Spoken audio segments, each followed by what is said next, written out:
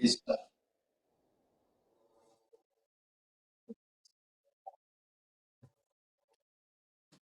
welcome to the meeting of Cabinet. My name is Jonathan Lester, and I'm the leader of Herefordshire Council, and I will be chairing the meeting. In addition, can I just check if councillors are not present in the room, who is joining the meeting remotely? Councillor Fagan. Councillor Fagan is joining the meeting remotely. Very welcome, Councillor Fagan. Can you hear us and see us? Can I just check, please? Good morning, Leader. I can hear and see you. Thank you. Thank you very much for your attendance. You're very welcome. Is there anybody else for joining us? No? Okay. And just to note that group leaders are in attendance and scrutiny chairpersons, all accounted for. Yeah, that's excellent. Also, we have officers attending the meeting as well, and they will introduce themselves as we go through the meeting. And a big warm welcome to Chris Woods from the NHS and to Nigel Morgan from the Hereford and Worcester Apprenticeship Training Organisations. You're very welcome, and they will be observers in the meeting. So I'd like to just now formally open the meeting. The agenda papers and other relevant information on this meeting are available for public viewing on Herefordshire Council's website. The Council is streaming this meeting live on Herefordshire Council's YouTube channel and making a recording. To ensure that the recording quality is maintained, please speak as clearly as possible and keep background noise to a minimum. Microphones should be muted when you're not speaking. Please ensure that mobile phones and other devices are turned to silent. Others are permitted to film, photograph or record our public meetings, provided that it does not disrupt the business of the meeting. If any members of the public do not wish to be filmed or photographed, please notify a member of staff. As we move through the agenda, in addition to discussions by Cabinet members, I will invite group leaders or their representatives to indicate if they wish to provide views or questions from their political groups, and where appropriate, I'll call on a scrutiny chairperson to comment on behalf of their committee, there is a particular item on today's agenda which has gone to connect to community scrutiny, so we will be referring to that later on in the meeting. Voting will be undertaken by a show of hands in the room, and only Cabinet members physically present in the room may vote. So first of all, have we any apologies for absence? I've had apologies from Carol Gandy and Ivan Powell. Thank you very much. Next item is agenda item 2. Are there any Schedule 1 or Schedule 2 or other interests or items on the agenda today? None? Okay, thank you. Agenda item 3, minutes of the previous meeting held on the 22nd of June. No matters of accuracy have been notified to the monitoring officer. Cabinet members, are you all content that the minutes are an accurate record and should be signed accordingly? Yep. Yeah. Thank you. So agenda item 4 is to receive questions from members of the public. Members of the public have the opportunity to submit questions to Cabinet in writing ahead of the meeting. We have received 13 questions for this meeting, and responses have been published as a supplement to the agenda papers. Those who have submitted questions have been given the opportunity to submit a written supplementary or attend the meeting to ask their question live. Supplementary questions are to be no more than 1 minute in length and must include a question. So I will now ask the clerk to confirm how any supplementary questions, if any supplementary questions have been received. Sorry. Yes, we do have some, Leader. I'll put them up on screen and run through them.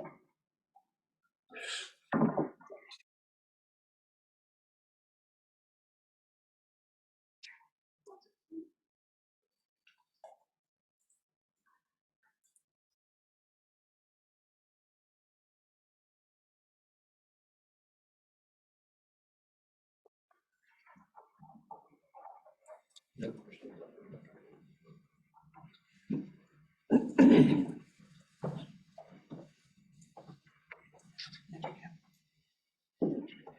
So for question one, we have no written supplementary. I don't believe there's any supplementary question.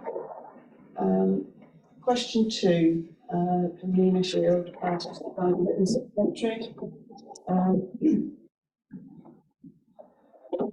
Her supplementary question is, if the Cabinet are not prepared to ensure that the Stronger Towns money is ring-fenced for the fitting out and restocking of the library, how will they find an equivalent amount of money to ensure the same standard of fitting out and restocking?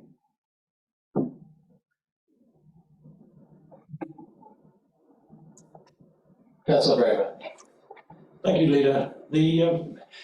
Clearly, the Stronger Towns money is subject to a meeting of the Stronger Towns Board, and if it should be that the money is not voted to this project, the money for fitting out of the library will have to be found on the normal methods that the council provides money for projects. But I think that's very unlikely, but I'm surprised that we received that supplementary, but that would be my response.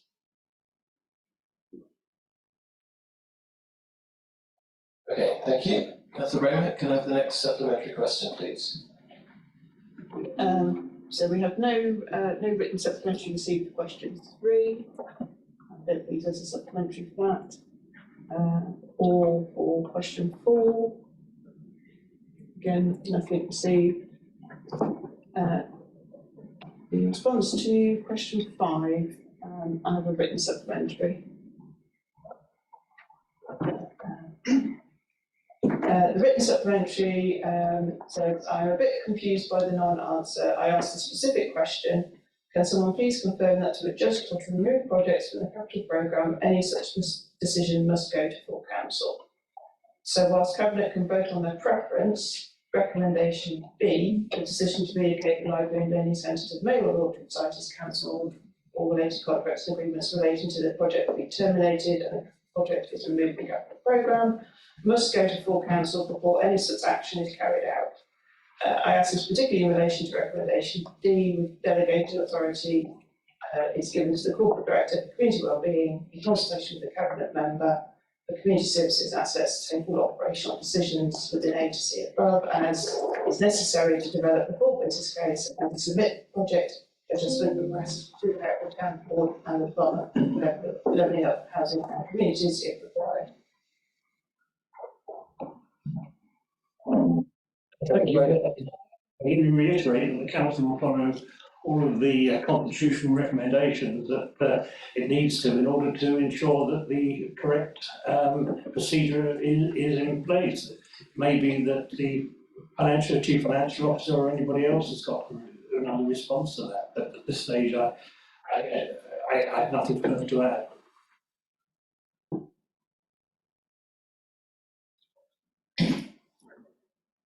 Well, I mean, just to clarify the point, any change to the capital programme requires a full decision from full council.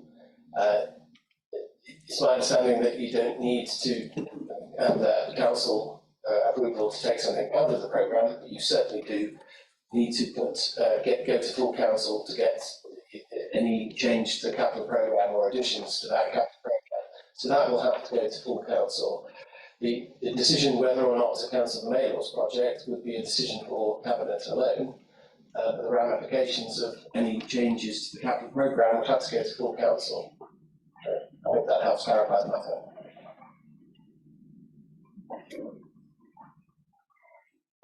So in response to question 6, I have a written supplementary.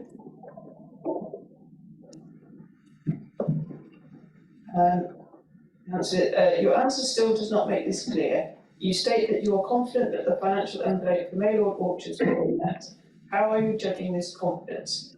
You have no business plan, no idea of cost of labour, materials, surveys and building consent, no idea of what adjustments will be required to make the building accessible. Furthermore, the current building will need significant money spent on it just to make it safe for people to use. It's the reason why the decision was made to mothball the building until we came out of the uncertain financial crisis. The money for Maylords was to be taken from the Stronger Towns money, as the lion's share of the council's investment was based on the purchase of the leasehold. What if Stronger Towns don't allow it? What if it costs more? This decision is absolutely absurd, and I beg of you to not do this when we have a project literally days away from starting and with a huge risk of losing it all. Thank you, Leader. I think that's more of a comment than a question.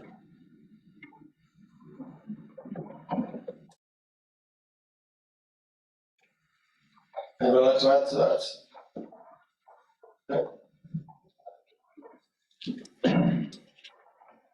Well, just further that with the point that we note all the points that were raised in that question, and we will look forward to the debate that will ensue with Cabinet shortly. I've received no written supplementary for question 7. And in response to question 8, I have a written supplementary question. Question reads, this is unbelievable. You have not engaged with the very people that the Maylord Orchards was all about, young people and vulnerable groups. The whole purpose of moving to Maylord Orchards was to take advantage of the fact that the footfall of those shopping or socialising in town could bring. The pull of Primark, Royal Cove, Poundland, the Children's Bookshelf and other schools was the main reason for using Maylords as a site. Young people wanted this project, and you are once again ignoring the voice of the child. I find it absolutely unfathomable that you have not sought to engage with the Youth Council at Hereford City Council, or indeed the City Council itself, to ask their opinions of what they believe is right for the city. Not one of the Cabinet is based within Hereford, meaning that you cannot have the links into the communities that those two organisations have. You have also not engaged with anyone from an equalities perspective, those of whom are the key users that the original plan sought to bring in. You are expecting disabled people to use a basement entrance to a building, treating them as second-class citizens. As a disabled woman, I am disgusted. Why haven't you consulted with the groups that the library project was all about? Thank you. The second part of the question first. I would point out that to the provider of the question, Suzanne John, that Shire Hall will be fully compatible with the disability regulations, and it's not going to a basement. It's using a lift to go from the ground floor to the auditorium, and using a stair lift to get on just a few flights of stairs into the main building. As far as not consulting children is concerned, this is perhaps something that we should make a point of seeking the views of those groups that represent children. And this, I think, we will have to ask the officers to look at, along with the other items, as they do with the full business case that we were reaching for October. Thank you, Councillor Raymer. And moving forward with any decision we take on the library, if there's an alteration to the programme, it will, of course, have to consult with people all along the way, from the initial stages, which we've done initial consultation with various groups, but we will be negotiating and listening to people and consulting with people as we move along. With great respect to the question, the question insinuates that the Cabinet is disassociated with Hereford as a city. All of the Cabinet are committed to making sure that Hereford and Herefordshire gets the best services it deserves, and that is one of our absolute key goals. And all of us have connections with Hereford that go way back, and so I would hate this thought to be perpetuated that we don't have buy-in to Hereford, because we may not necessarily live in the city. We live and work here, went to college here, spent many years coming here. So the idea that we're somehow disconnected from Hereford, I think, is not fair, and there's a full commitment to making sure that Hereford and Herefordshire as the best services it can have. Thank you.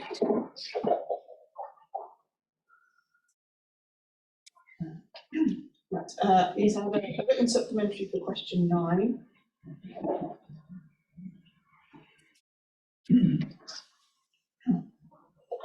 My question has not been answered, so I ask that you show your Cabinet colleagues and the board of the Hereford Stronger Towns and public the respect they deserve. And the sentence I refer to is removed from this report so that your Cabinet colleagues can make decisions based on solid facts only, now or at a later date, and not at best unsubstantiated hearsay. As my request for was asked for my written record be dealt with in accordance with the Northern principles, I will ask my secondary question 2.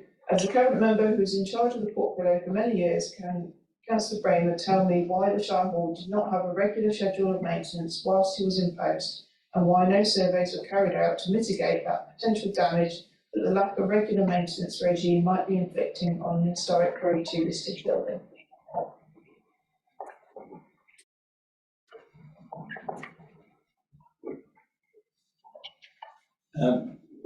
Perhaps the leader would talk about the paragraph and so on, but that's a procedural matter, I don't know. What I would say is, of course, is that the Shire Hall, as with all buildings, was subject to regular schedule of maintenance, but quite clearly it didn't show the need for it didn't show up the need for a survey of the roof timbers that were over number 1 quarter. Unfortunately, it would be not unknown for those kind of surveys to happen every 5 or 10 or 15 or 20 years, not every 5 or 10 or 15 minutes. And it's just quite sadness, of course, that we have lost a part of a very historic courtroom. But there was a schedule of maintenance, and there is still a schedule of maintenance along with the buildings, the council owns and controls. Thank you, Councillor Bramer. Sorry, is there? Sorry, Leader. Could I just ask my colleague Sarah to stop sharing her screen? I've had a couple of emails saying that the live stream isn't working, so if I could just get that sorted, then my colleague can share her screen again. Only take two seconds. Right, let's have a pause while we fix the technical error.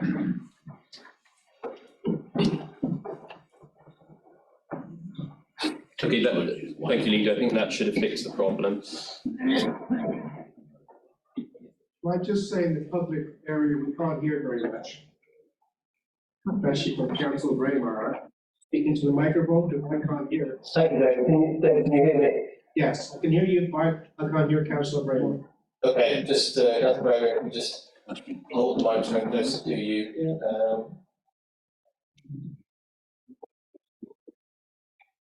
And can I confirm the live stream is... I can confirm, Leader, that it's all been fixed, so my colleague can share her screen again. Right, can you share the screen again?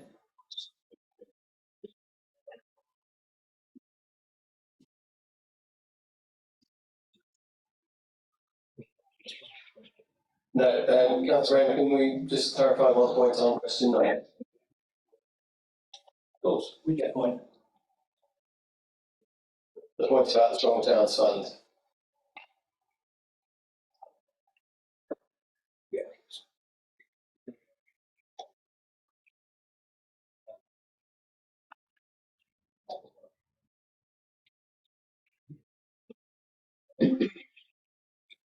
Yeah, okay. Yes, yes. Through the consultation, the Stronger Towns Board has said that should the Cabinet today choose to take forward Shire Hall, they will be willing to consider a revised full business case for proposal for the alternative location. That's what is being said at this moment, and I apologise for any ambiguity that was in earlier report. Okay, thank you. Just to clarify the point that yes, a decision by the Stronger Towns Board has not been made. It would have to be made once the business case is put forward to them, and then they would have to go away and consider the proposal and then make their decision independently of any process that the council is involved with. And I think it's important to make that clear. Thank you.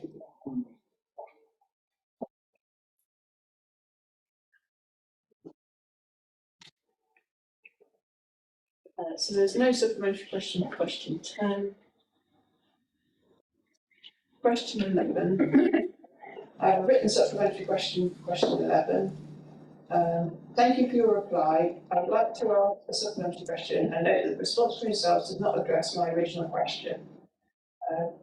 Mr. Newman has supplied the address that he's referring to. I understand this address does not fall within the scheme. My question is, why not? What is the reason? The properties within close proximity being without permits and all paying the same council tax, it seems a very unfair system. Could you please consider including those addresses excluded, or please explain why they are not? Thank you, Mr. Hume, for the supplementary. Residential parking areas are reviewed regularly and added to where necessary. It's how we regulate the parking in the area that is fundamental to your question. So I did not have your full address when I made this response. So what I would ask is if you can contact me directly with your full address, I will ensure that you get a proper reply related to your specific location. Thank you, Councillor Rayner. No, you can repeat, Councillor Rayner over there. Right.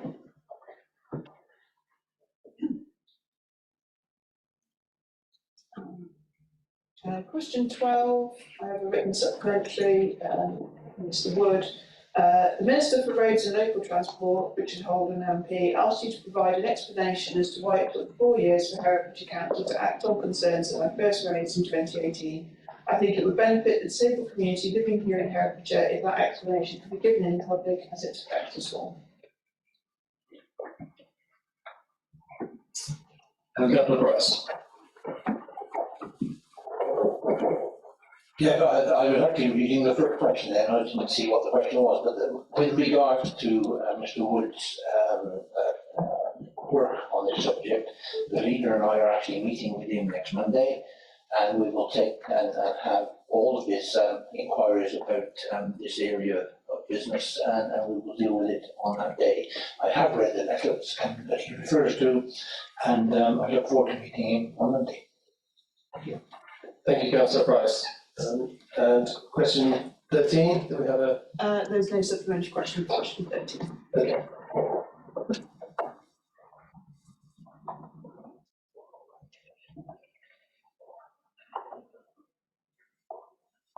Right, we move on to the next item on the agenda, which is to receive any questions from councillors. We have not received any questions from councillors for this meeting, so we move swiftly on to agenda item 6 to review, and that is the report of scrutiny committees.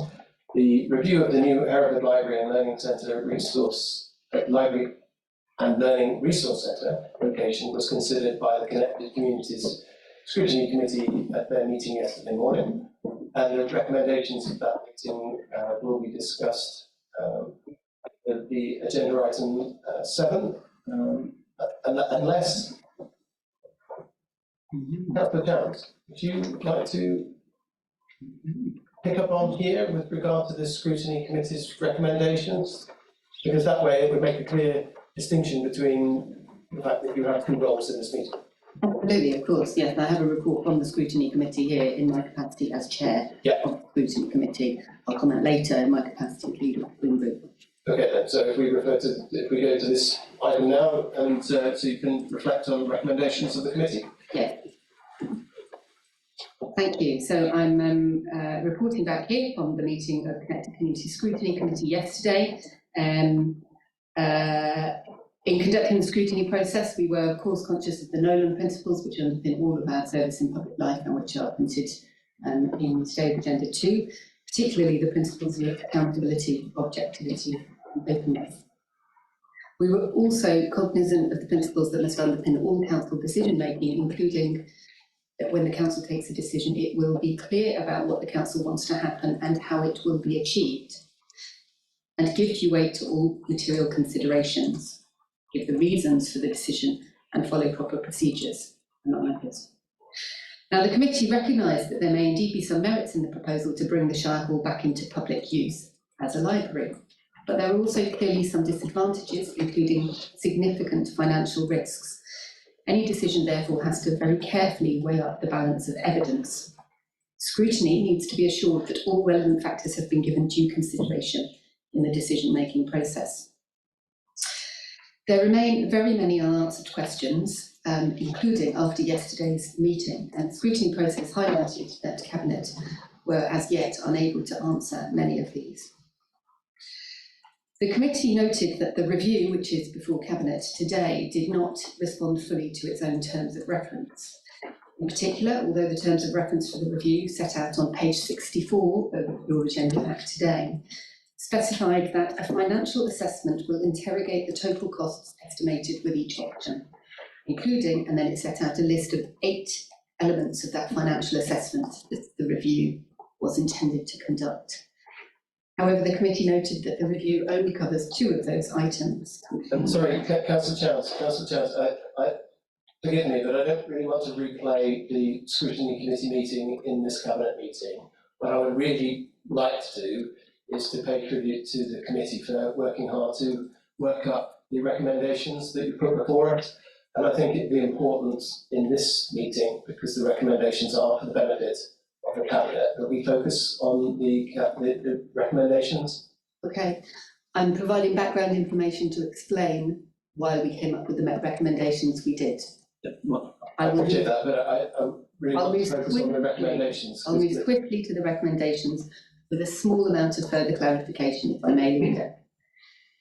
Now, the committee explored the very limited information that was provided regarding the costs of bringing the Shire Hall back into use, and felt that there was insufficient information on which to reach a decision to cancel Maylords. That leads us to our recommendation A, which is that it be recommended to the executive that recommendations A and B in the Cabinet report be removed, thus leaving the Cabinet report specifying simply that the full business case be developed for the project overall, allowing the Maylords option and the Shire Hall option to be compared on a like-for-like basis with equivalent information for both, to enable proper comparison of the 2 options, noting that the decision carries very significant financial risk. The committee also explored a range of other concerns, which are highlighted in recommendation B, where we recommend that detailed consideration is given in the full business case for the proposed Shire Hall development in relation to decarbonisation of the Shire Hall in line with the Council's existing commitment to become net zero carbon by 2030.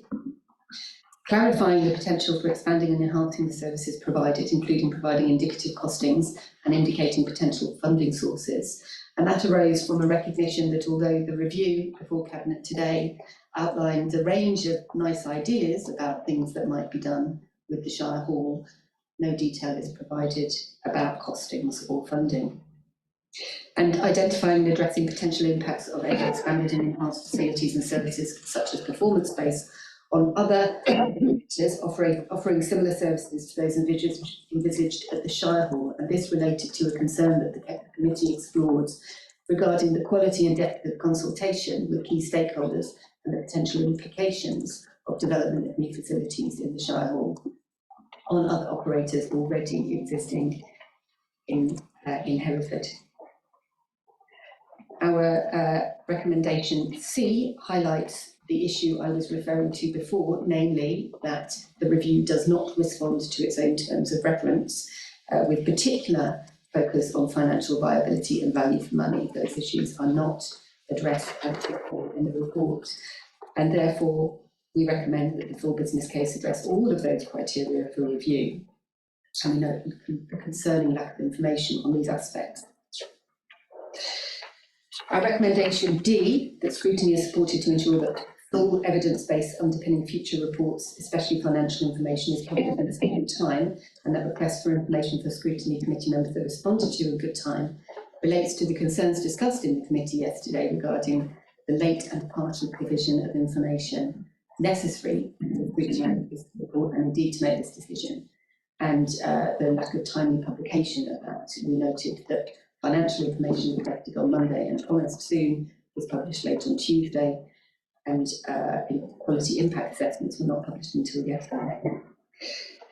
And the final recommendation from scrutiny was that an adequate equality impact assessment is produced in respect of the potential decision to terminate the Maylord Orchards capital project, and that related to a concern that was identified, a question over whether the EIA had been published, which was an EIA putting the library in the Shire Hall, actually clearly related to the terms of the recommendations that were before Cabinet, which include to cancel the Maylords project.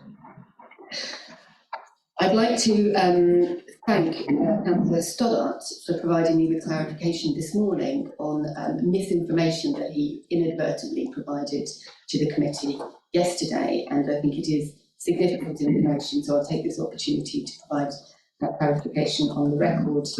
Yesterday, Councillor Stoddart, in response to a question from a member of the committee, stated an incorrect value for the Shire Hall. He incorrectly stated that it was £7.5 million. However, the value of the Shire Hall is £519,900. I think it's important to have that on the record, and it's particularly relevant because £4 million of the value of Maylords is used as match funding for the Stronger Towns Fund projects, and the financial viability specified specifically that the review should consider the impact of any decision on the other Stronger Towns Fund projects, and that has not been taken into account in the review before you today. Thank you. Thank you, Councillor Childs, and I'll hand over to Councillor Stoddart in a moment, just so he can clarify the matter in his own words, but I would just like to extend a big thanks to the Scrutiny Committee yesterday. 3 hours of going through a packed agenda and lots of really good questions, so just thank you to the Scrutiny Committee for putting their mind on this issue and helping us through it, so thank you for that. Thank you, my apologies to Councillor Childs. As I say, when I flipped to my notebook yesterday, the council officer was briefing us before the Scrutiny Committee had noted the fact and had written SH beside it rather than Maylords. And when you therefore asked the question, or I was asked the question, it was done in good faith. Genuinely, that's the price. The subsequent officer spoke to me yesterday afternoon, made me aware of it, and I've now taken full due process and apologised and corrected matter. Thank you, Councillor Stoddart.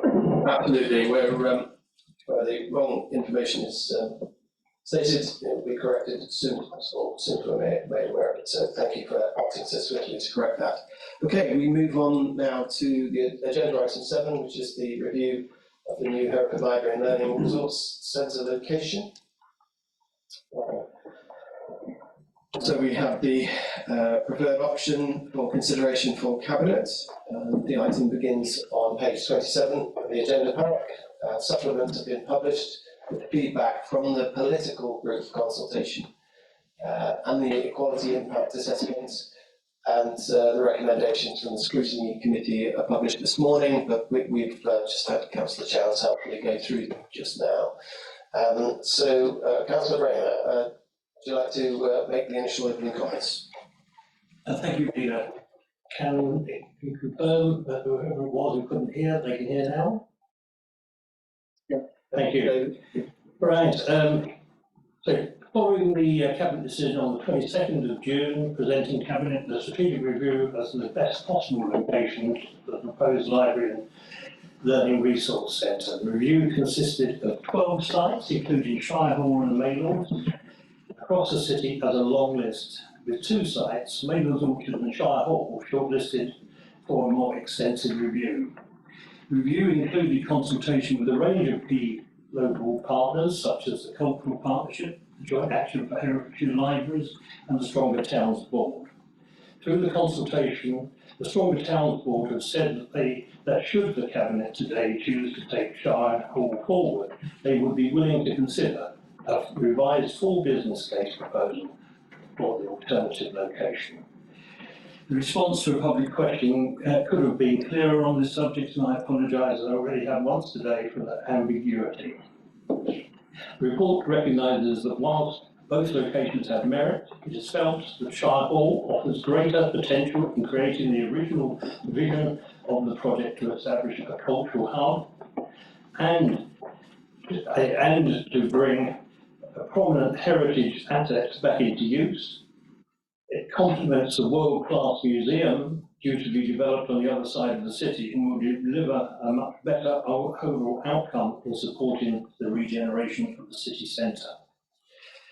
Therefore, the Cabinet decision paper today recommends that we now take forward Shire Hall to a full business case development. The report before you also recommends that we now bring the Maynooth Orchard project to an end. However, after helpful discussions from both the political group consultation and connected community scrutiny, I would like to recommend a revision to the recommendation be to pause the Maynooth Orchard project while Shire Hall full business case is developed. This will enable a Cabinet decision in October to consider the full detail of the project, of the Shire Hall project, in making a final decision on the location. I'm therefore recommending a revision to the Cabinet, to the wording as follows. Have you got these on the screen? Yes, I can display those. The recommendation changes following feedback from the political group consultation and scrutiny committee. The following revision is a recommendation that the Cabinet agree that the preferred new location for the Library and Learning Centre is Shire Hall, as evidence in the review of options at the Appendix 2. The decision to relocate the Library and Learning Centre to the Maynooth Orchard site is paused during the development of the full business case for the Shire Hall proposal. C, a full business case for the Shire Hall development to be progressed to include the library works and all the enabling works and reported back to the Cabinet in the October meeting. And delegated authority be given to the Corporate Director for Community Wellbeing in consultation with the Cabinet Member for Community Services and Assets to take all operational decisions within A to C above, and is necessary to develop the full business case and to submit the project adjustment request to the Hereford Town Board and the Department of Levelling Up, Housing and Communities, the DLUHC, if required. In addition, I would like to say that the EIA for the decision has been completed, which shows there is no impact on the protected characteristics under the equality duty for the decision being sought. The EIAs have also been completed for Maynooth Orchard and for the museum and for the Learning Resource Centre as part of the temporary move. Thank you. Thank you, Councillor Rayner. Cabinet members, your views. Councillor Swingle. Thank you, Lisa. Thank you, Councillor Brown. I'm just sort of winding back in my mind to when this first was mooted, and I think there's a difference. There's nothing wrong with the Maynooth, but there's a difference in my response to one idea and the other idea. I think, yeah, that's a pragmatic. I can see that one, versus Shire Hall, which really made me excited and made me feel that there was going to be something exceptional about this, rather than sort of tucking a municipal service away in a municipal building. So it's definitely worth trying for. Obviously circumstances have changed, different bits of information have come in, which somewhat kind of alters the parameters in the circumstances in which decisions are being taken.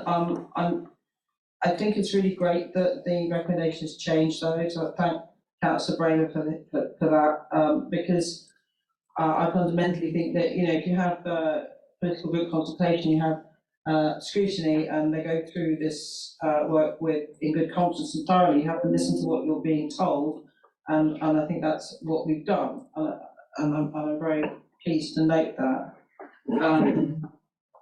So I'm very happy to support this. I'm really keen to see the full business case and to really explore the parameters of the possible, and bringing back to life a really important Hereford landmark building. I also fully take on board Councillor Charlton Scrutiny Committee's recommendations around decarbonisation as for the environment. Thank you. Thank you, Councillor Swinglehurst. Councillor Price. Yeah, this has been an interesting debate all the way from the beginning. We've come rushing into it because it was almost at the delivery stage. So while we've been listening, or while I've been listening to the debate, the political groups and the scrutiny meeting on it, and all the stuff that we have to read about it, I just go back to how did this arrive in the first place, and why it got to where it got to without other options being examined. It strikes me that the library was needing a home because they wanted to, the previous decision to make a museum into something fantastic was a laudable aim. And yes, we had a building which had just recently been fully acquired to us, the freehold of, and that it could be considered as a good place for the library to go. Where it gets difficult for me is that if you're going to build a quality library on the back of a quality museum, they've given the prime position to the library on the ground floor of Maylords, which was, here we go, right in the shopping centre. We've got the library in our prestigious Maylord Orchard just bought, and here it is as a great project. Now, somewhere along the lines, along comes somebody who wants to take the ground floor with a 5-year contract, and guess what? Well, we've got to have the money in quickly, we'll shut the library upstairs, round the back, somewhere, and that, to me, put the library into a category which was not what I thought the aim of the library was. So, when I look at that, I'm thinking, right, here we've got a library that's now potentially not in the prime position. The arguments that have been put forward seem not to support the debate and the argument that is saying this is the right building for it.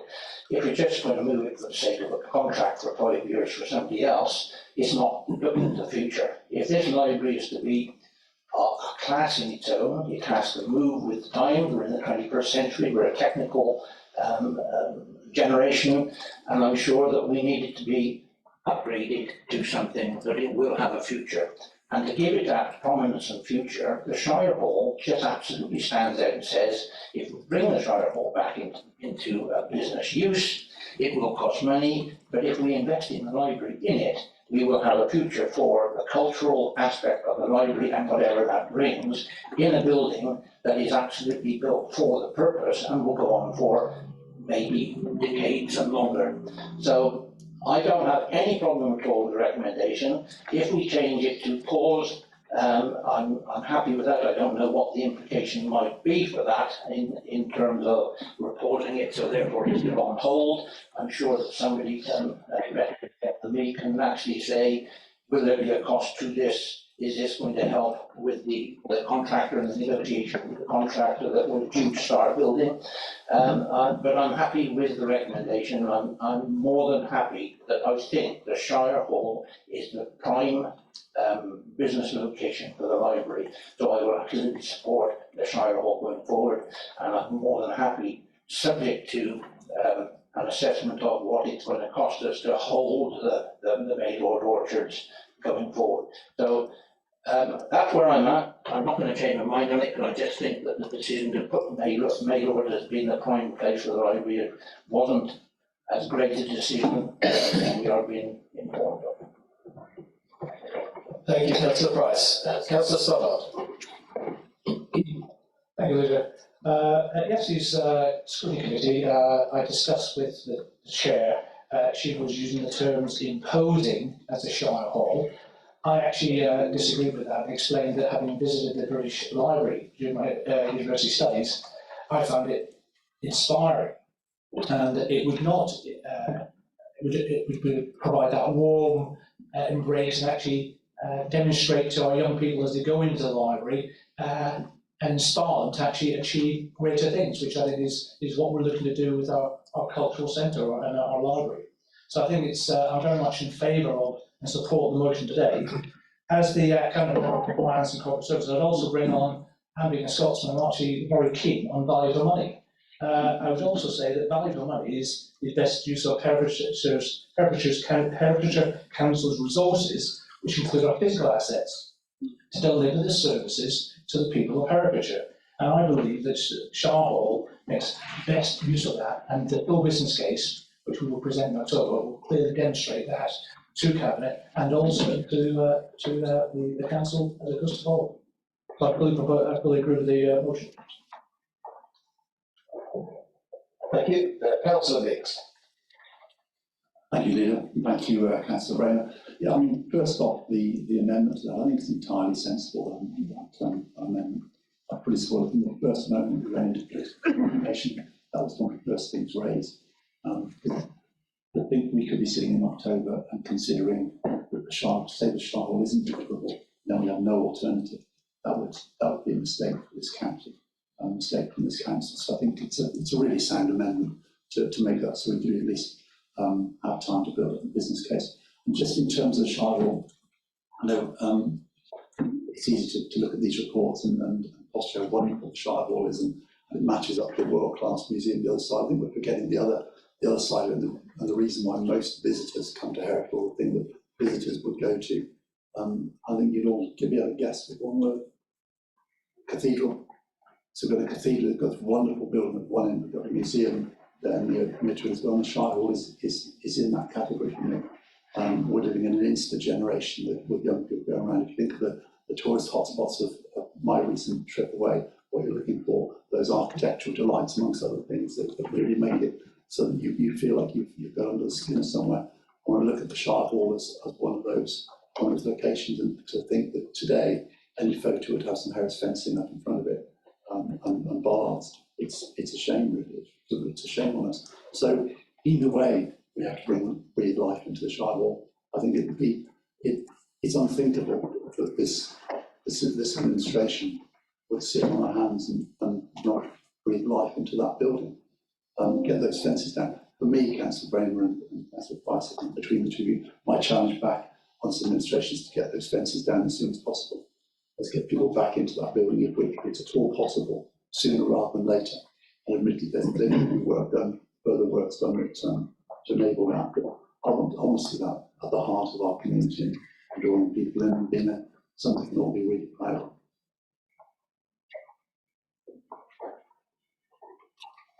Any more points from Cabinet members at this stage? I mean, reflect on the comments that are being made, and Councillor Bramer, I think you're right to change amend the recommendations before us, because of the result of the political consultation, as Councillor Biggs has said, and the work scrutiny committee. The concern is, at the end of the day, we must provide a library and learning centre. It's one we want to be proud of, and the best one we can create. And so, that's the ambition. And that's why we're, as a Cabinet, looking to Shire Hall, because of its importance as a building that was jam-packed full of opportunities and cultural importance. But yes, we need to proceed accordingly, and I think it's right to have that reflection during this week and reflect that in our Cabinet proposal today in front of us and the amendment. Councillor Erkin. Could I just ask that the revised amendments just shared on the screen again? Just check the wording.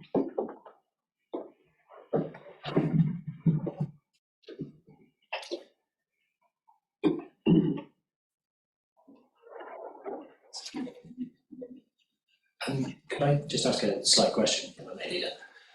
With recommendation D, it gives delegated authority to the Cabinet member to submit a project adjustment request to Hereford Towns Board.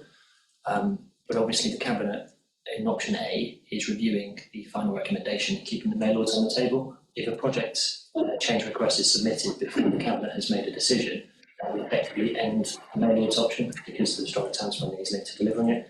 So I think we should clarify at what stage that project adjustment request would be submitted. Would that be after the Cabinet's made the decision, or would that be as part of the discussions ongoing? Can I see clarification on that point?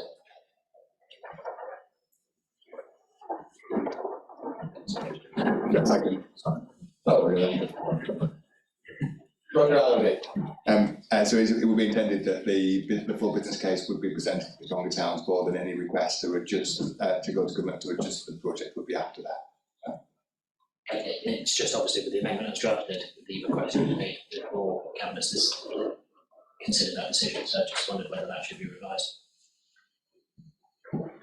I think so the delegation procedurally allows for officers to submit that in consultation with Councillor Bramer, so it's to cover up the ability to submit that should you decide, but we can revise it now if you'd like to include that in the next decision in October, but we wouldn't submit that unless Councillor Bramer and Hilary agreed, and that would only be after the Cabinet's made that next stage decision.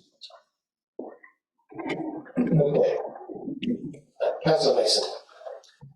It's a tiny semantic point, but it feels to me, it's my first Cabinet, that there's an awful lot of work being done by certain words in these reports and these recommendations, and that's proven the nature of our involvement here.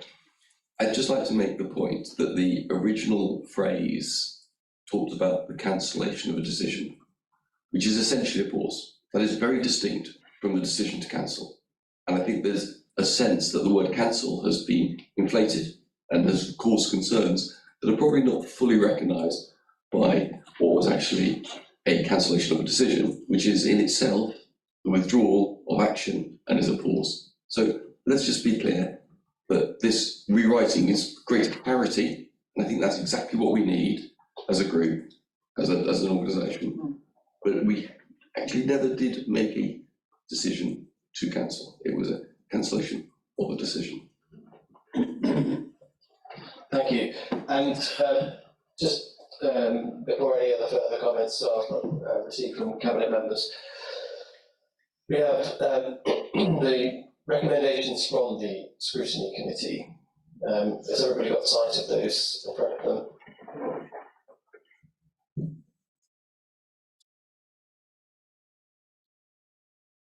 So obviously, Councillor Bramer's amendment to the recommendation is addressing recommendation A. So does the Cabinet feel that we've addressed that issue? Yeah, can I just come back to an offer for a take on this?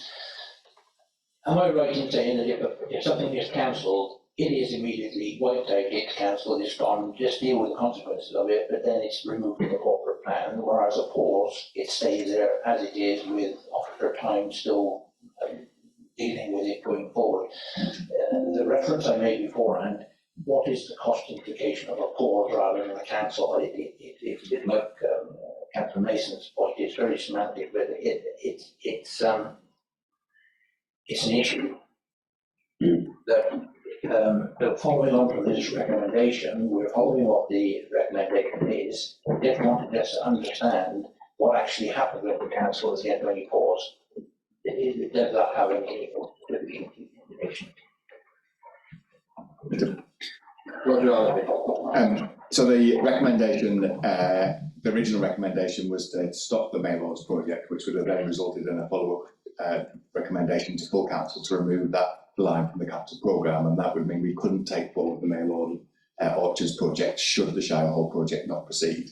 The suggestion here is that we don't look to remove that line from the capital programme at full council. It remains with an allocation and therefore an option to deliver should you wish to, but we wouldn't carry on with work on the Mail Lord Options project at this stage until full council considers the Shire Hall full business case in October, and we would bring to an end the current letter of intent relationship with the contractor, and should you wish to proceed with Mail Lord Orchards in the future, if you didn't choose to go with the Shire Hall option, we could then re-procure those works.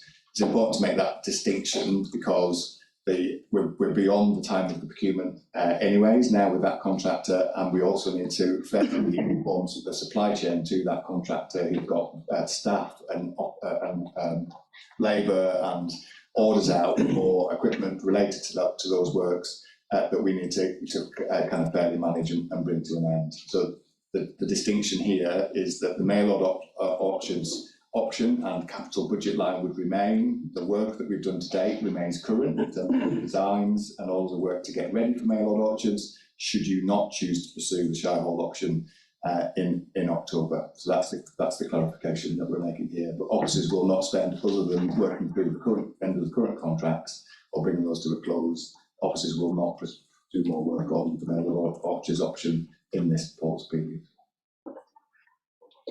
Thank you for that clarification. Okay, thank you.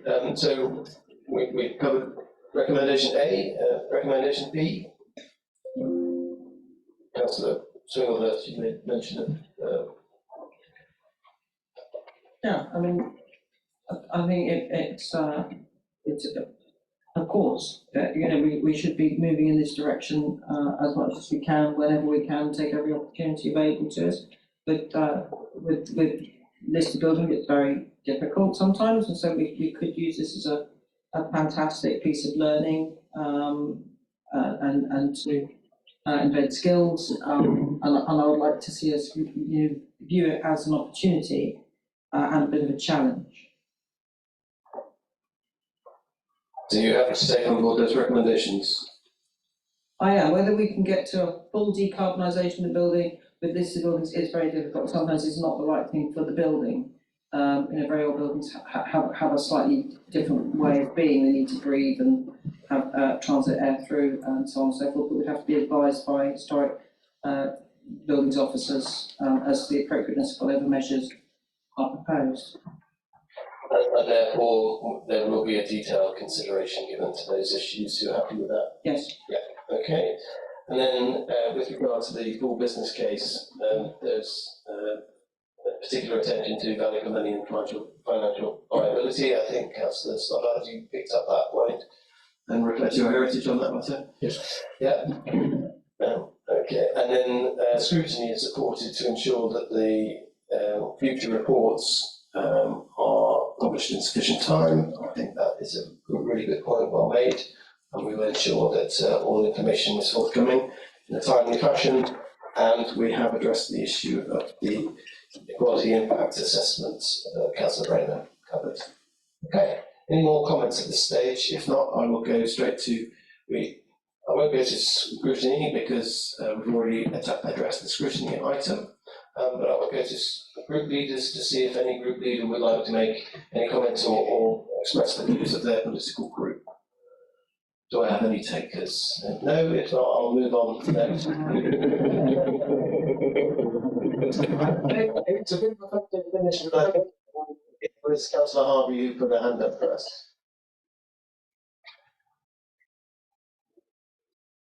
Thank you, Leader. No, you don't get off that line.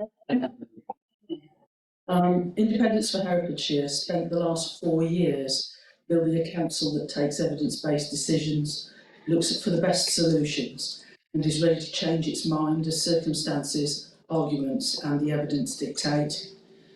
The decision to locate a 21st century library and learning resource centre in Maylord Orchards took over 2.5 years of development and involved much consultation and input from many officers, designers, local service providers, partners and the public. It was approved by Cabinet and by Council, by the Stronger Towns Board, by civil servants and ministers at Department for Levelling Up and Communities and Housing. All that said, Independence for Herefordshire accept that this administration wants to test whether there may be an even better solution for Hereford's library, even though contracts have been let and local businesses have committed hundreds of thousands of pounds of orders for materials and manpower. We welcome that the review of location options has identified that Maylord Orchards' location is vying for the top spot with the Shire Hall. However, we consider it would have been perverse, reckless and premature for Cabinet to dismiss the Maylords project before this administration is in a position to provide the very necessary evidence, design work and financial modelling to demonstrate that Shire Hall location is affordable, deliverable, sustainable and a suitable location for the library. To have dismissed today what this administration has already agreed is, as a minimum, the second best solution, would have placed both the Stronger Towns Board and this whole council in the invidious position of either supporting later on a fait accompli of whatever the Shire Hall proposal ends up looking like, or faced with condemning the city and the county to have no library at all. Independents for Herefordshire fully support and endorse the recommendation of the Connected Communities Scrutiny Committee that the pause decision on Maylords be allowed to continue until a similarly detailed and tested business case is available for the Shire Hall option, whereupon the merits of the two can be considered on an equal basis, including legally compliant equalities impact assessments for each option, allowing the better solution to be agreed upon by all. I would encourage Councillor Price to reopen his mind on this matter so that he's not accused of being predetermined when it returns to Cabinet, and would encourage Councillor Mason to refrain from double-speak language. I thank officers for the clarification provided regarding the continuation of the pause decision for Maylords.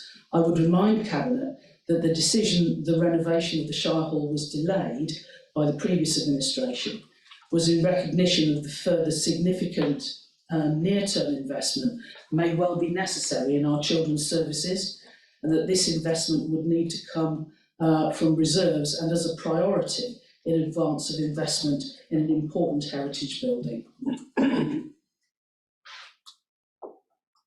To pause the decision for longer on Maylords until we have something in place that compares for the Shire Hall would be the right way forward for our city, our contractors, our partners, our council and our officers.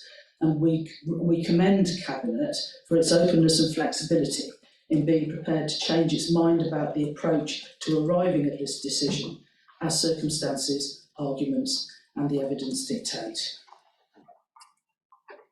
Thank you, Councillor Harvey. And just to clarify, no double speak, anyone? Moving forward. I didn't think you said anything. Let's let it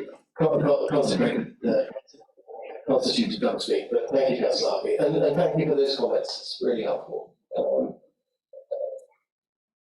Councillor Matthews, I think you were next. Okay, look, I will quite happily go, thank you.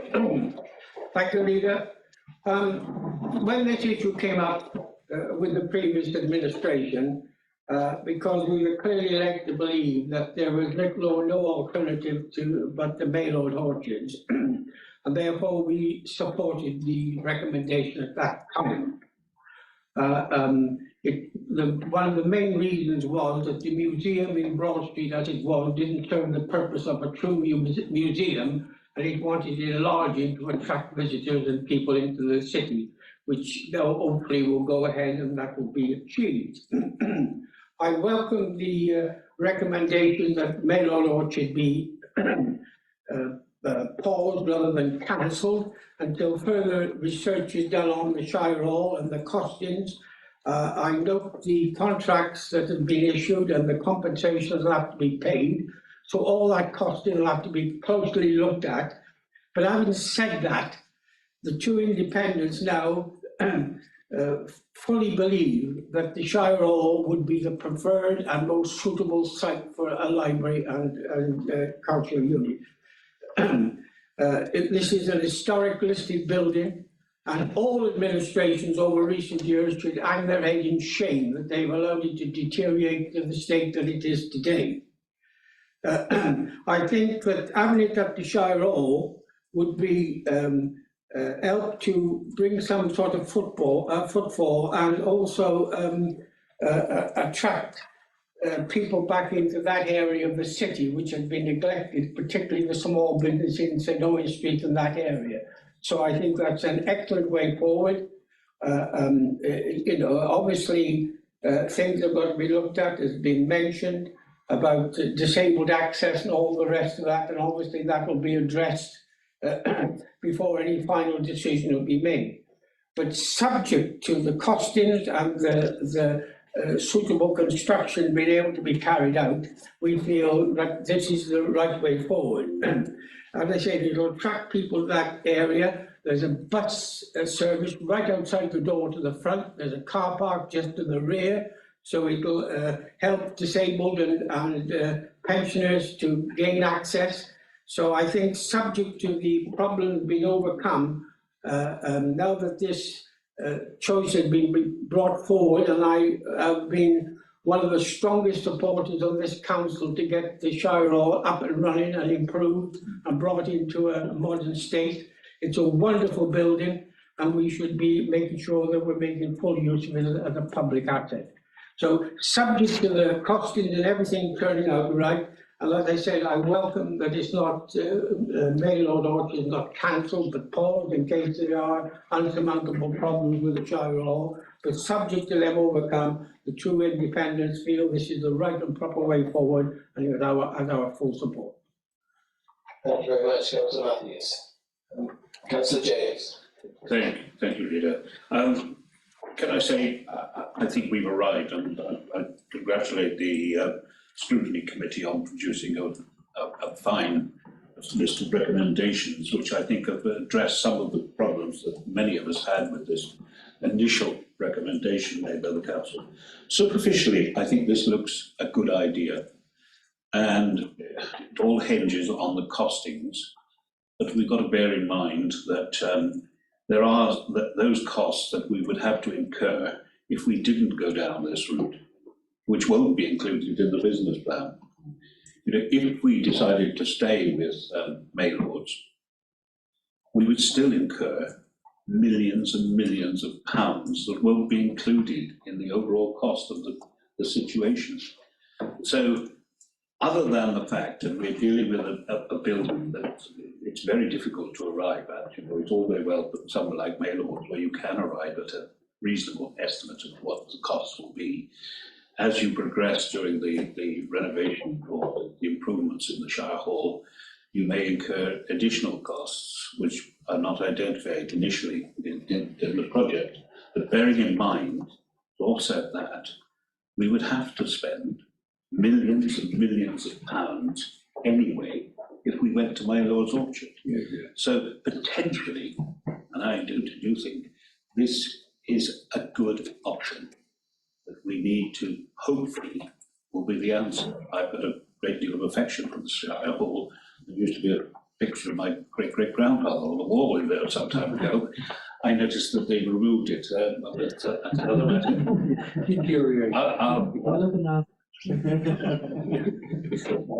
But, you know, it is an important building. It's not the best built building. It was a period in Victorian architecture and building where some of the less suitable materials were used, which are not the best in a building, for building works, and obtain that. And there just may be an enormous cost in doing something major within that building. But subject to that, and you know, I do say that I think we need to be grateful to the Scrutiny Committee, Connected Communities Scrutiny Committee, who I think had illustrated what is necessary for a Scrutiny Committee to do, and bring forward something that is positive and helpful in this situation. Thank you, Councillor James, for your comments, and particularly your comments on scrutiny. Councillor Chance. Thank you, Leader. I've got a few points and some questions. But first, I need to make a correction in response to Councillor Stoddart, who I think has unfortunately appears to have misspoken again. It was actually Councillor Bramer yesterday who said that the Shire Hall is a very imposing building, not me. An officer used the term grand, and the report makes several references to the Shire Hall gravitas. And the point I was making in yesterday's meeting was to question whether those terms are in fact terms that one would naturally want associated with a library, which should be warm and welcoming and accessible and inclusive, and quite a number of adjectives other than those ones. I apologize. Thank you. A point of clarification in response to, I'm sorry, I'm not quite sure which member it was there, but somebody asked why wasn't this option previously considered, and my understanding is that that was because the courts had a lease in the building, and so what had happened here is that because of the court's termination of their lease, this option has become available, whereas it wasn't previously. Now, the Greens in general believe in taking account of changes in circumstance and evidence and reassessing things when opportunities arise and that becomes necessary. So we're perfectly happy for that reassessment to be done. And we also believe in evidence-based decision-making, and the Green Group is concerned that the decision on the table, and in fact still the decision that is on the amended decision on the table, suggests that the administration has already made a decision not on the basis of evidence but on the basis of feeling and assumptions, and that is of a concern to us. So the three areas of specific concern for the Green Group. One is about the suitability of the Shire Hall, including whether it can be given a welcoming character. Accessibility, given that the library is particularly heavily used by younger people and older residents over 65, so there's very clear data on that. Concern about issues like energy efficiency and acoustics, concern about access to the Shire Hall, and in particular the road safety dimensions, as users will have to cross a busy road to get there, unlike the fully pedestrianised access to Maylord. So we very much hope that the full business case will adequately address all of those areas of concern. The Green Group has significant concerns about the worrying lack of information on costings, the failure of the report to fulfil its own terms of reference, and it is worrying, in my view, that the Cabinet appeared to accept this report and think it was an adequate evidence base when it has now been identified that it clearly isn't. There's a really concerning lack of clarity on capital costs. We were provided on Tuesday evening with a figure of £3.6 million. It is in the public domain at the Cabinet meeting in November last year that a figure of £7.5 million was needed to bring the building back into operation, just to address the main issues. And indeed, there is a figure in between those two for doing the bare minimum to get the building back to original. And that figure is significantly higher than £3.6 million. So there are real questions to be answered regarding why there is that significant variability in cost estimates and why that information has not been made public. It's very, very important that that is clarified before any decision can be made as to whether the Shire Hall is indeed the preferred option, because it carries potential significant financial risks. The third area of deep concern to the Green Group is that the outlined costings, particularly these pared back costings resulting in the 3.6 figure that was provided on Tuesday, appears not to include costs of decarbonisation. I think Councillor Stoddart suggested yesterday that the cost of PV panels was one of the costs that had been removed to pare the figure down. Now, the cost of PV panels is estimated at £45,000, and which is a small amount in the context of the overall thing, and it pays back very, very quickly. And this is the thing about many decarbonisation measures, they pay themselves back extremely quickly, and surely at a time of a cost of living crisis and a climate crisis, it would be unconscionable for this council to bring a building like the Shire Hall back into use without decarbonising it to the greatest extent possible.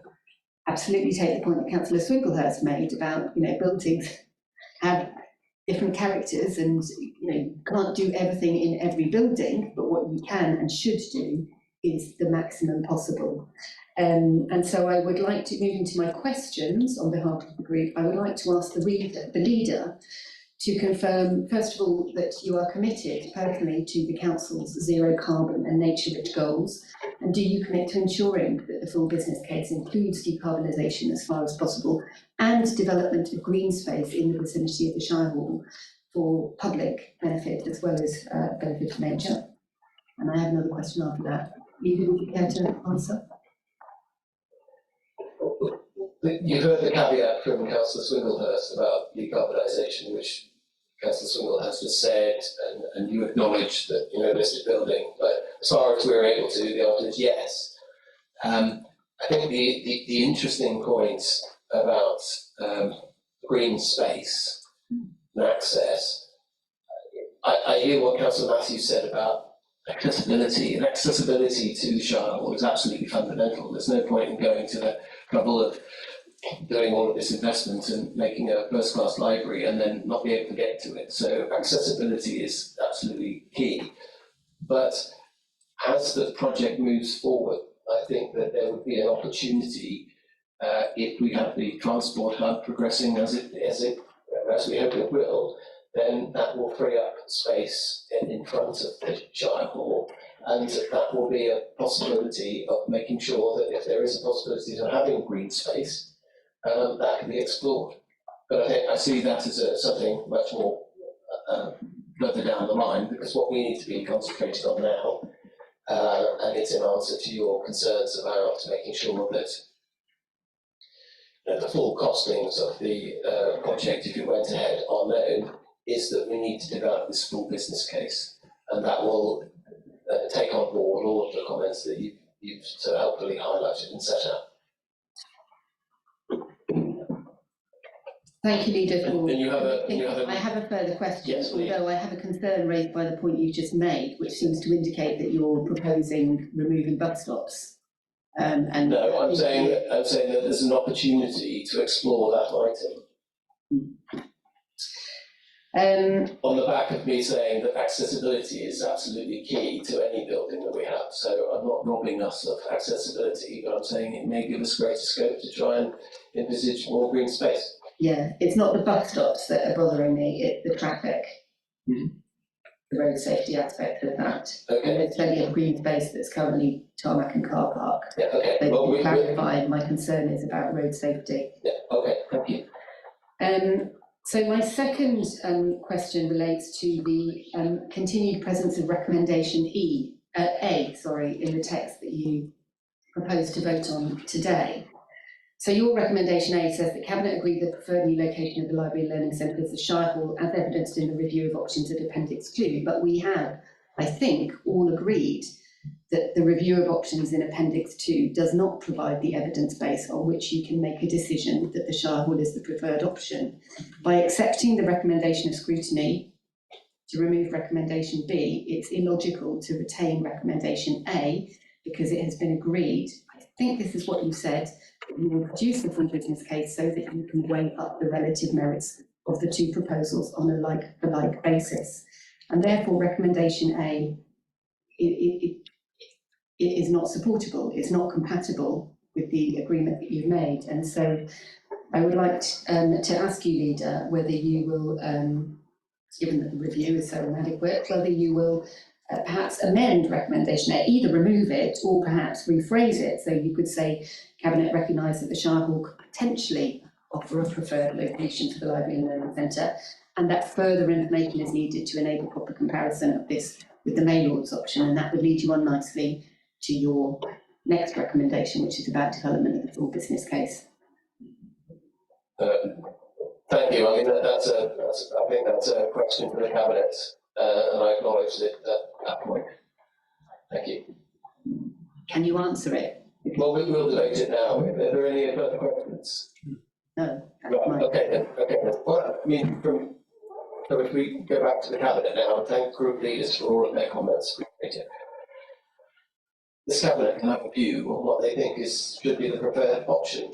And we've all spoken passionately about the purpose of repurposing the Shire Hall and making it that go-to place and making it that world-class library. So whilst I respect the comment that Councillor Chowles has made, we as a Cabinet can have a preference. But we need to make sure that our preference is based on a sound judgment, and to make that sound judgment, we need the business case. So I don't think it alters or fetches us in any way from saying our preferred option is Shire Hall. However, it is caveated on a full business case, it's caveated on ensuring that the funding is there, and those are things that we need to consider when moving forward to the final decisions on this matter. So that would be my response, and I would listen to other Cabinet members for their views on that matter. If I could, I think what we're considering the strategic review that's in front of us today, and with the strategic review not giving us within the confines of its work, the appetite to suggest that Shire Hall is our preferred option, then we wouldn't be then working up through to a full business case. So I think we have what's in front of us today is certainly enough to convince me that we should be stating that Shire Hall would be our preferred option. Okay. Councillor Price. Yes, thank you, Leader. I concur with Councillor Gibbs in that I think that we have got a position where it's the preferred option. The fact that we now paused the decision on Maylords suggests that we will really consider this as the business case is put together. But another point that was raised was the fact I put a closed mind to things, which I'm as green as the Green Party, and that I lived in a green environment all my life. And I like to see, when we talk about decarbonisation, more than just a statement. Decarbonisation, what does it mean? What does it look like in practice in any particular circumstance? And it's evidence-based. So the fact that I've got a closed mind to evidence-based stuff, which was suggested, is wrong, and I would look at the evidence for decarbonisation of this building as we go into the business plan. Thank you. Point of clarification, I made no comments about anybody's mind being closed. That was another person in this room. We are having a debate, having picked up on all of the comments, and that comment was raised, and I was just referring to it as proportionate it to anybody. Good to have that clarified. Yes, okay, so that comment was not made by Councillor Childs, just for clarification. Thank you for that. Okay. Right, I really want to move on, unless it's something absolutely pressing, Councillor Harvey, I don't want to jump in. No, it was made by me, and it was in response to saying that he'd already decided that the Shire Hall was the right place to go, and that was it, all about it. Paraphrasing. Okay, well, thank you for coming clean, and we'll move on if everyone doesn't mind. We'll move on. Okay, so we have Lester. Yeah. Taking into account your cabinet debate of my suggestion just now, may I suggest that you consider removing the bit that says as evidenced in the review of options in Appendix 2, because clearly that review of options isn't the thing that provides evidence to make you prefer Shire Hall. Okay, thank you for that. Can we just show those numbers on the screen again? Because we keep referring to them.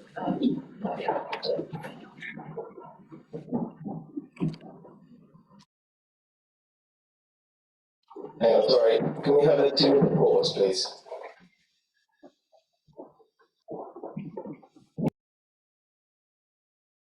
Okay. Councillor Hogan. Right, can I table two suggested amendments, and the screen's just gone now, so I can't see. Right, so if we can amend recommendation A to say the Cabinet agree that following the initial review conducted, the preferred location of the library and learning centre is the Shire Hall, and then take the second part, which references as evidence in the review of options at Appendix 2 out.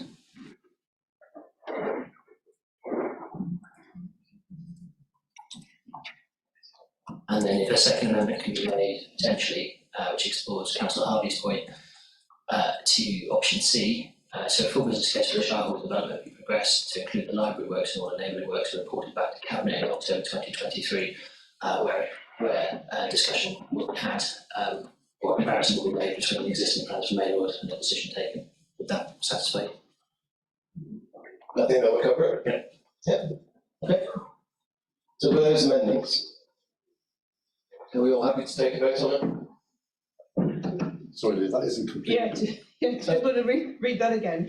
Yeah, so I'm seeing it as where a comparison will be made to the existing plans for Maylord's Orchard and decision taken on which project to progress with, or which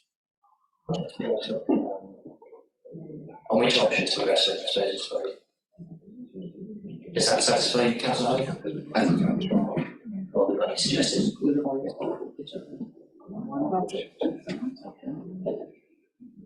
You also haven't completed. Right, everyone, one meeting, Councillor Bates. My understanding is that we've had a strategic review carried out, and now have a preferred option that we'll be considering, as opposed to comparing them like for like. So we're retaining Maylords as an option of were we not to progress with our preferred option, as opposed to direct comparison like for like. Yes, can we make that clear in the recommendation, please? Sorry, Brett. Right.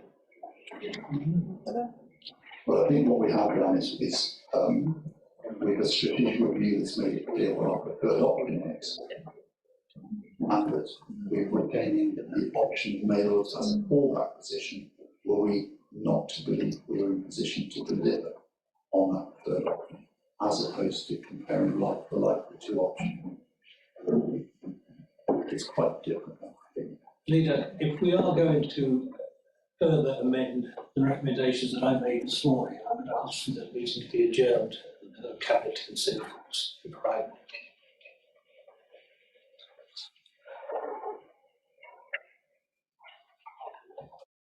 No, I would prefer that we nail this recommendation down now.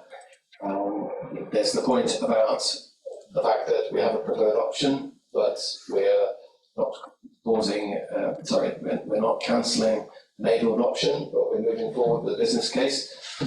And I understand it that the amendment to recommendation C is what we're wanting to amend in line with what Councillor Biggs has said. Sorry, Councillor Jones. This is a point of clarification, sorry. I don't want to open this debate to group leaders, sorry. Okay, I'm speaking in my capacity as scrutiny chair. So I understood from your earlier response that you were accepting the recommendation of, or partially accepting the recommendation of scrutiny, specifically that you would conduct a like-for-like comparison, which is what our recommendation A was about. Yeah, no. But if you do not agree to a like-for-like comparison, We want a full business case for the Shire Hall to be converted to a library and learning centre. in order to conduct a like-for-like comparison with Maylords.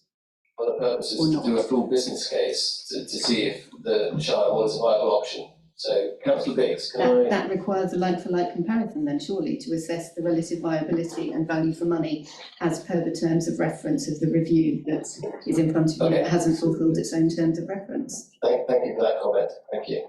Councillor Biggs, you.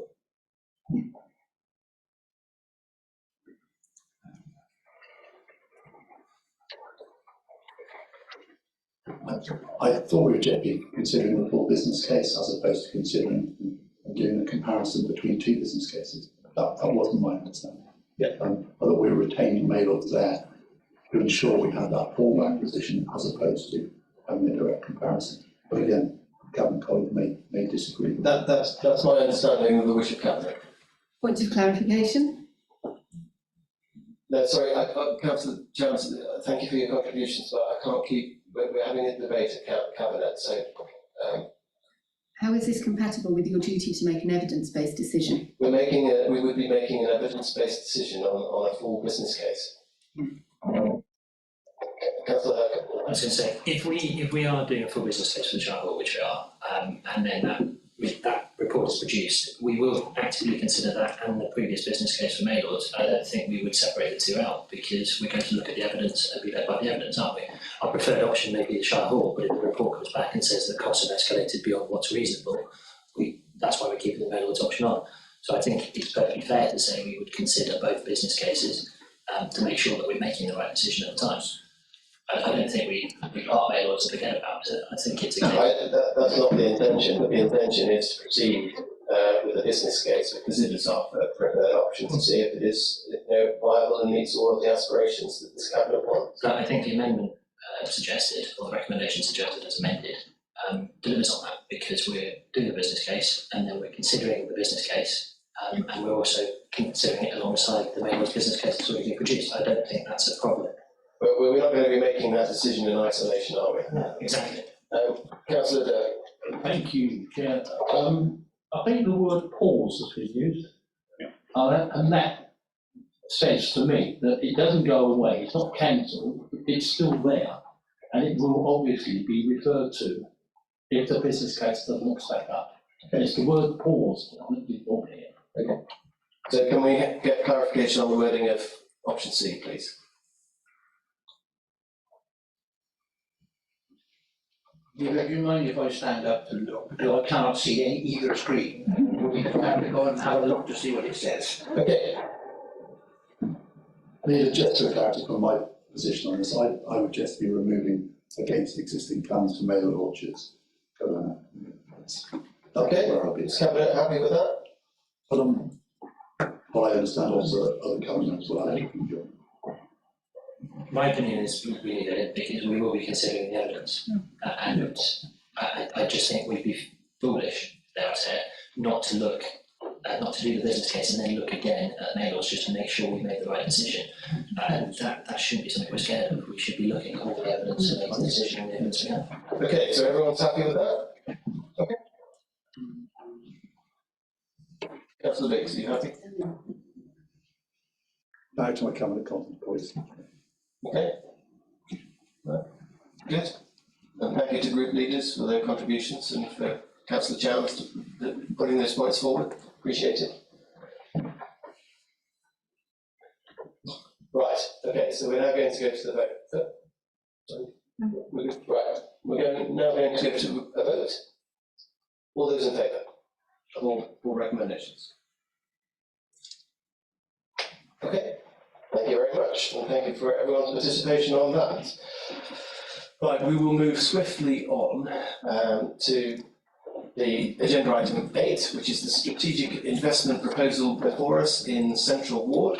And it's to agree in principle a Herefordshire Council investing in a project where the council is in partnership with Wye Valley Trust to enable the development of the education centre at Hereford County Hospital, and to authorise the Director of Resource and Assurance, in consultation with the portfolio holder for economy and growth, to sign heads of terms for both parties to agree the principles and to further explore options around the strategic investment partnership and bring a business case back to Cabinet for approval in autumn 2023. The agenda item begins on page 75, and as I alluded to earlier on, a big warm welcome to Chris Wood, who is the Associate Director of Education and Workforce Transformation for Wye Valley Trust, who is attending this meeting today, but I can just confirm that he's attending as an observer and as an observer only. But you're very welcome. Thank you. Councillor Biggs, would you like to make the introduction? Yeah, thank you, Leader. I'd also like to welcome Chris Wood from Wye Valley Trust here today, and thank you for attendance on this really important matter. One of Herefordshire Council's priorities set out in the County Plan 2020-24 is to strengthen partnership working across Herefordshire and enable for economic growth by considering different ways of working with business partners in Herefordshire. This proposed provision will provide an exemplar facility that will facilitate partnership working across patient and service user groups, charities, the voluntary sector, public service, and the education sector. It will provide opportunities to partner with other organisations to create a vibrant learning space in Herefordshire. The cost of the overall project is in the region of £10.5 million. There is a funding gap of approximately £6 million.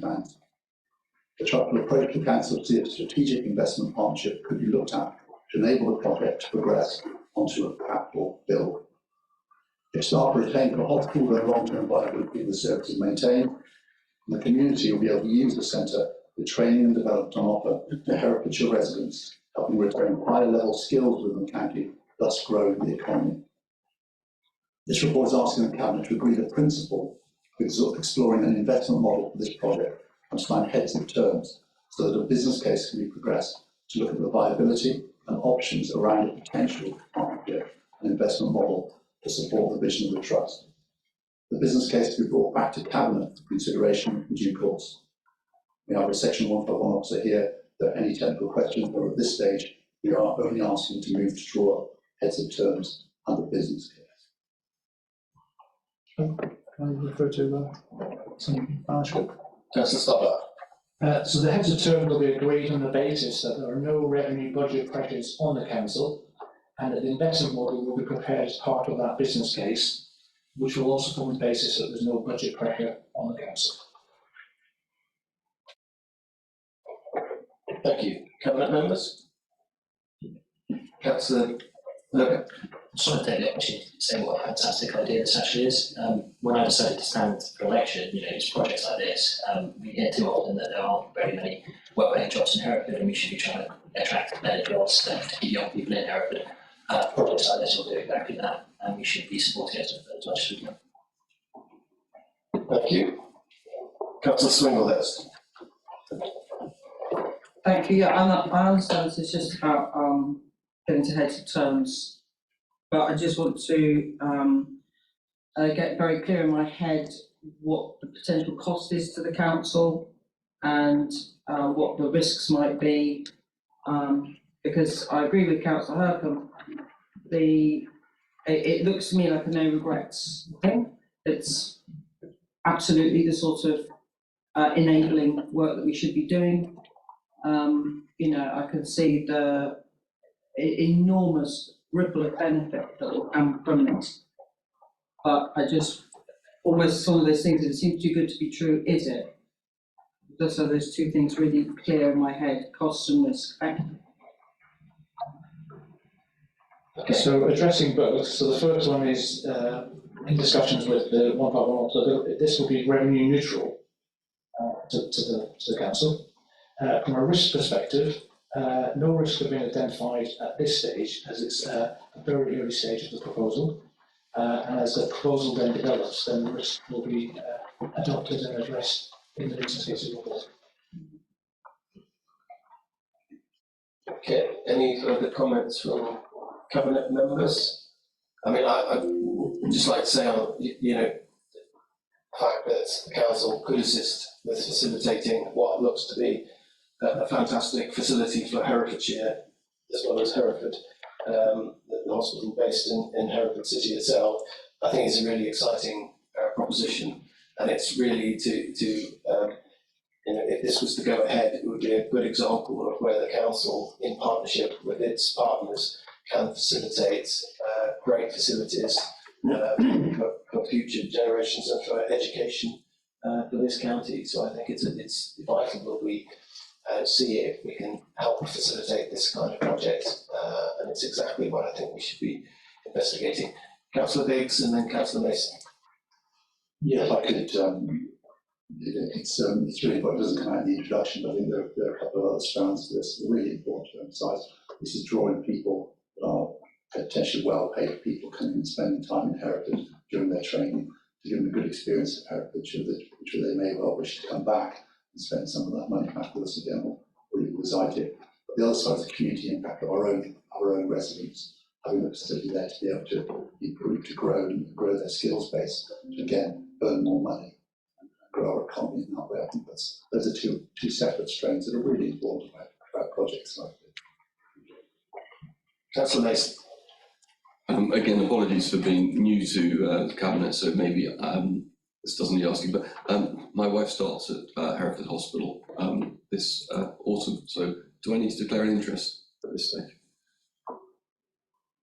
Thank you, Councillor. You just had that would be a personal interest at best. But am I allowed to comment having declared that interest? Yes. I think it's a wonderful scheme. I hope we can support it. Just to confirm, Councillor Mason does not get a vote on this matter, but there we go. Councillor Salah. There's very few initiatives and projects that we can say are win-win, but I think this definitely is a win-win situation. Okay, if there are no further comments, I'll go straight to group leaders, and Councillor Matthews was first off the starting blocks again.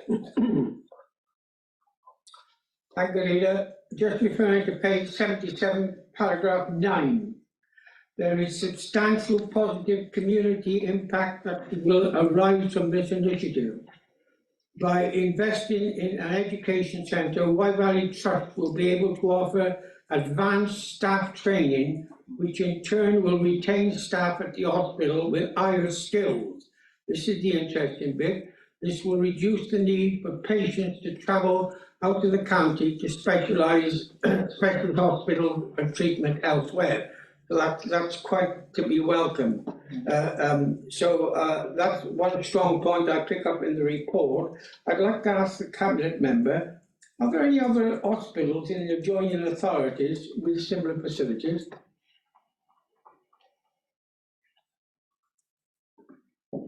Councillor Biggs. Thank you, Councillor, for this question. I'll need to go and do some research on that, clearly, and I'll willingly come back with some answers to that question. Thank you. Thank you, Councillor Matthews. Excellent question, and it needs a good answer. So we'll provide you with one. Who was next? Sorry, was it Councillor Chance? Thank you, Leader. The Green Group is very much in favour of skills development and investment in our health service, and supportive in principle of the local authority engaging with the health service in any way it can to support that sector. We do, however, note that access to training is not the binding constraint on staffing in the NHS, and that factors like pay and conditions are central to recruitment and retention, as well as whether training is free for participants. I've got 4 specific questions which I'll direct to Councillor Biggs, but he may perhaps want to pass them over to the Section 151 officer if there are any that he can't answer. Do you want them all at once, Councillor Biggs, or one by one? Let's go one. One by one? Let's go one by one. Okay. Could you clarify why this proposal has come forward now and not before now? I couldn't determine what's happened in the past, only that it's come now, Councillor Jones. I know that this proposal has been something the Wye Valley Trust has sort of vaguely thought about for some time. I'm just wondering why it hasn't come to the council earlier. I had no control over that, but I just welcomed it at this time. Okay, thank you. Regarding your recommendation B, can you clarify whether that will be an outline business case or a full business case? That will be a full business case. Would it be worth specifying that in the recommendation? Regarding paragraphs 7 and 8, just to clarify, so am I right in understanding that the proposal, although it will be clarified in the full business case, is for the council to borrow probably about £6 million to invest in this? And can you confirm that this is because of the NHS's capital departmental expenditure limit, CDEL, which mean that the trust itself cannot borrow to build, and so the expectation would be that the local authority would borrow to build an asset which would then be in the ownership of the local authority in order to remain off book for the NHS? I look to support and I want that one. Leader, and I think that's something that the full business case will need to explore. As Councillor Champs has pointed out, the NHS has some very particular rules about access to capital and borrowing, and our arrangements are slightly different. There are examples locally where councils and NHS have worked together to put these type of things together, but the detail will be explored in the full business case. Yeah, I mean, my understanding is that that is the reason why this would come to a local authority rather than the NHS itself borrowing to build an asset for itself on its own property because of the CDEL. And so it's useful to have that clarified. I think it's really important actually for this decision to recognise that what is on the table here is something that's not unusual to Herefordshire. These sorts of things happen all over the country, but the idea is that because of the NHS capital expenditure limits, local authorities pay for an asset which they then own and would lease, and it would have to be on a landlord repairing lease back to the NHS in order for it to remain off book. So just to clarify that that is the case and understood by those taking this decision. Thank you, we'll pick that up in the full business case. Okay, thank you. And that being the case, then we would be talking about developing an asset that would be owned by the council's own building.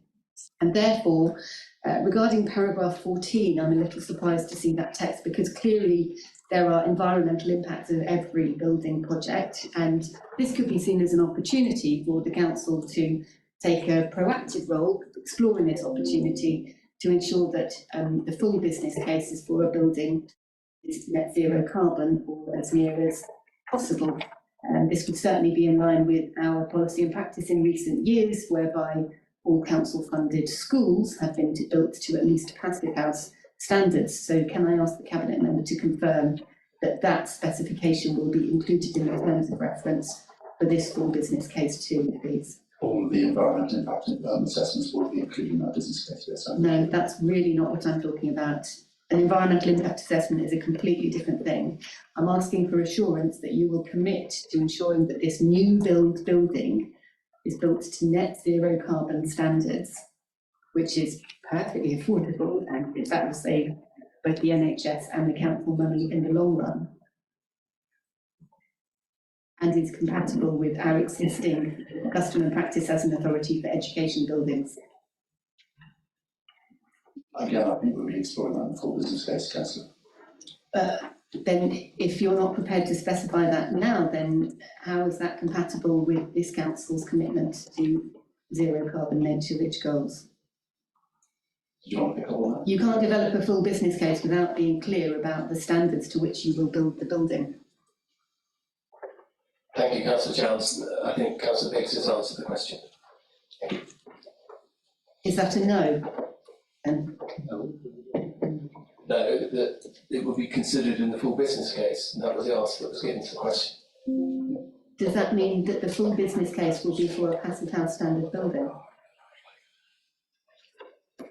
How can you consider, if you're writing a full business case, you have to specify in the terms of reference for the business case what type of building you're going to build.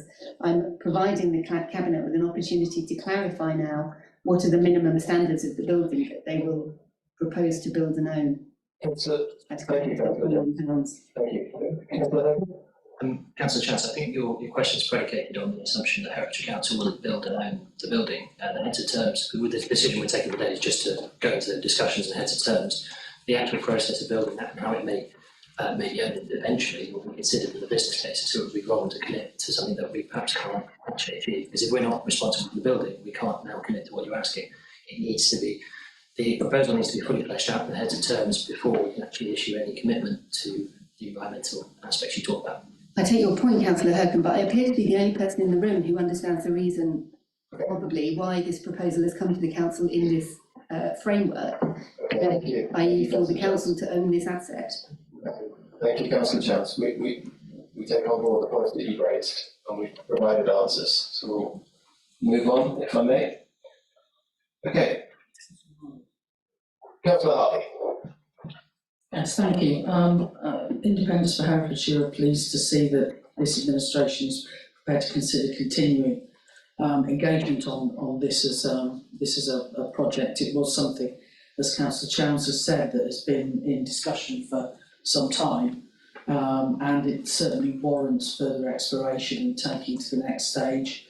We also welcome the development of a detailed business case to inform any decision on this, and hope that clarification will be arrived at through the scoping of that to make clear whether we're just being asked to act as a bank in terms of providing access to funding to enable the NHS to build its own building on its own land, which it will then own and pay us back the money that they've borrowed with interest, presumably, or whether we would end up owning it and would have them then as a tenant and would derive income that way from the rent that they charge us.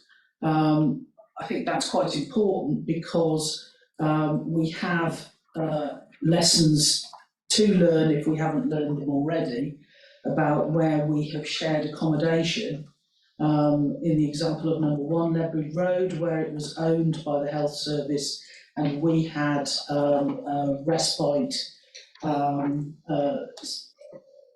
sort of overnight and longer term stay respite for teenage young people with SEND and sort of special support needs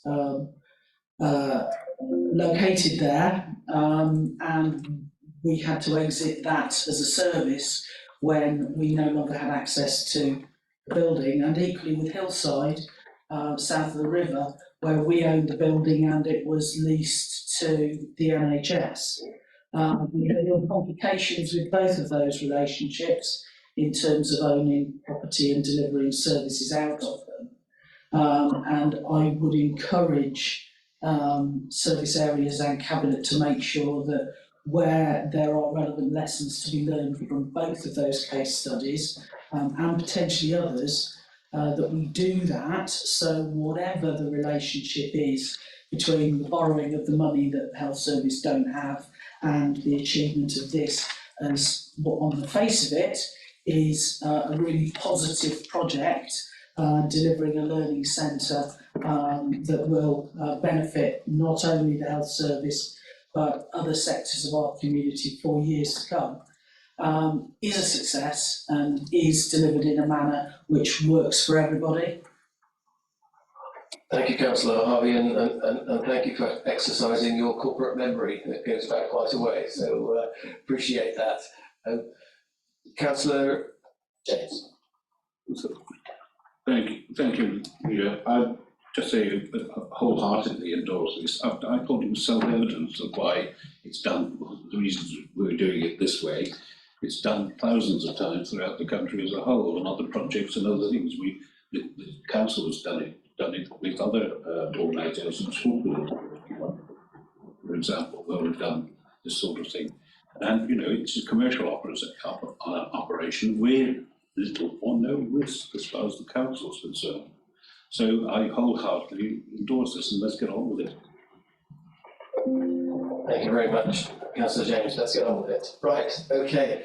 Right, Cabinet, we have the recommendations before us. All in favour? Excellent. Thank you very much, and thank you to Chris Wick for your attendance.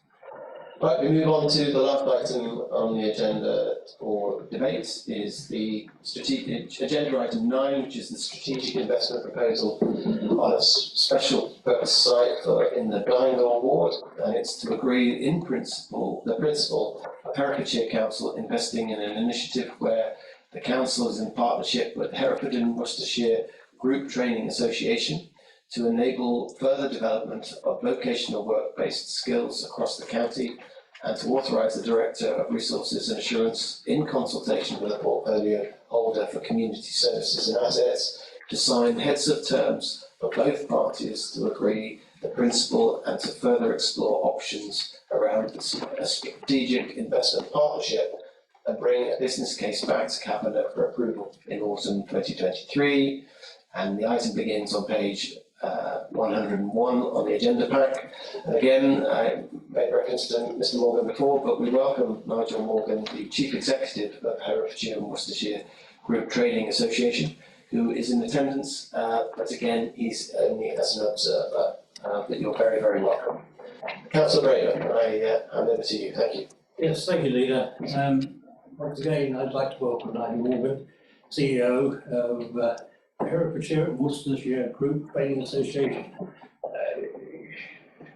I say I welcome him and would hope there would be an acronym that was easier to pronounce. The Herefordshire and Worcestershire Group Training Association, the HWGTA, has been training apprentices and delegates to develop skills, knowledge and behaviours for 56 years, making a significant contribution to the Herefordshire economy.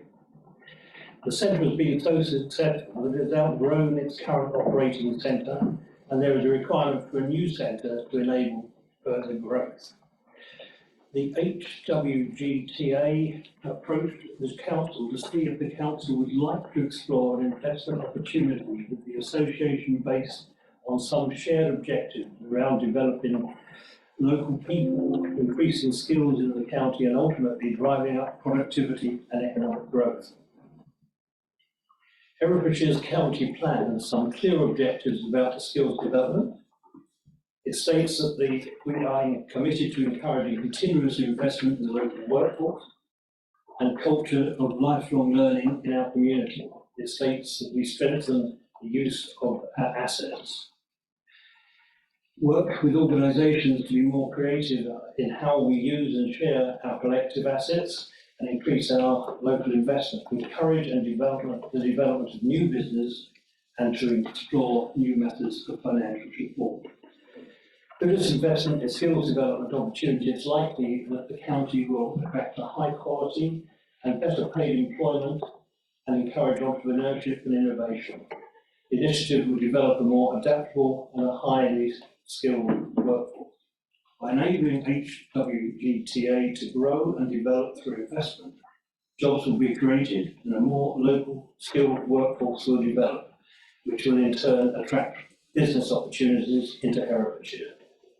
The report is asking the Cabinet to agree to the principle of exploring an investment model for this exciting project and to sign heads of terms so that the business case can be progressed and look at the viability and options around the potential partnership and investment model to support the Herefordshire and Worcestershire Group Training Association for further development of vocational work-based skills across the county.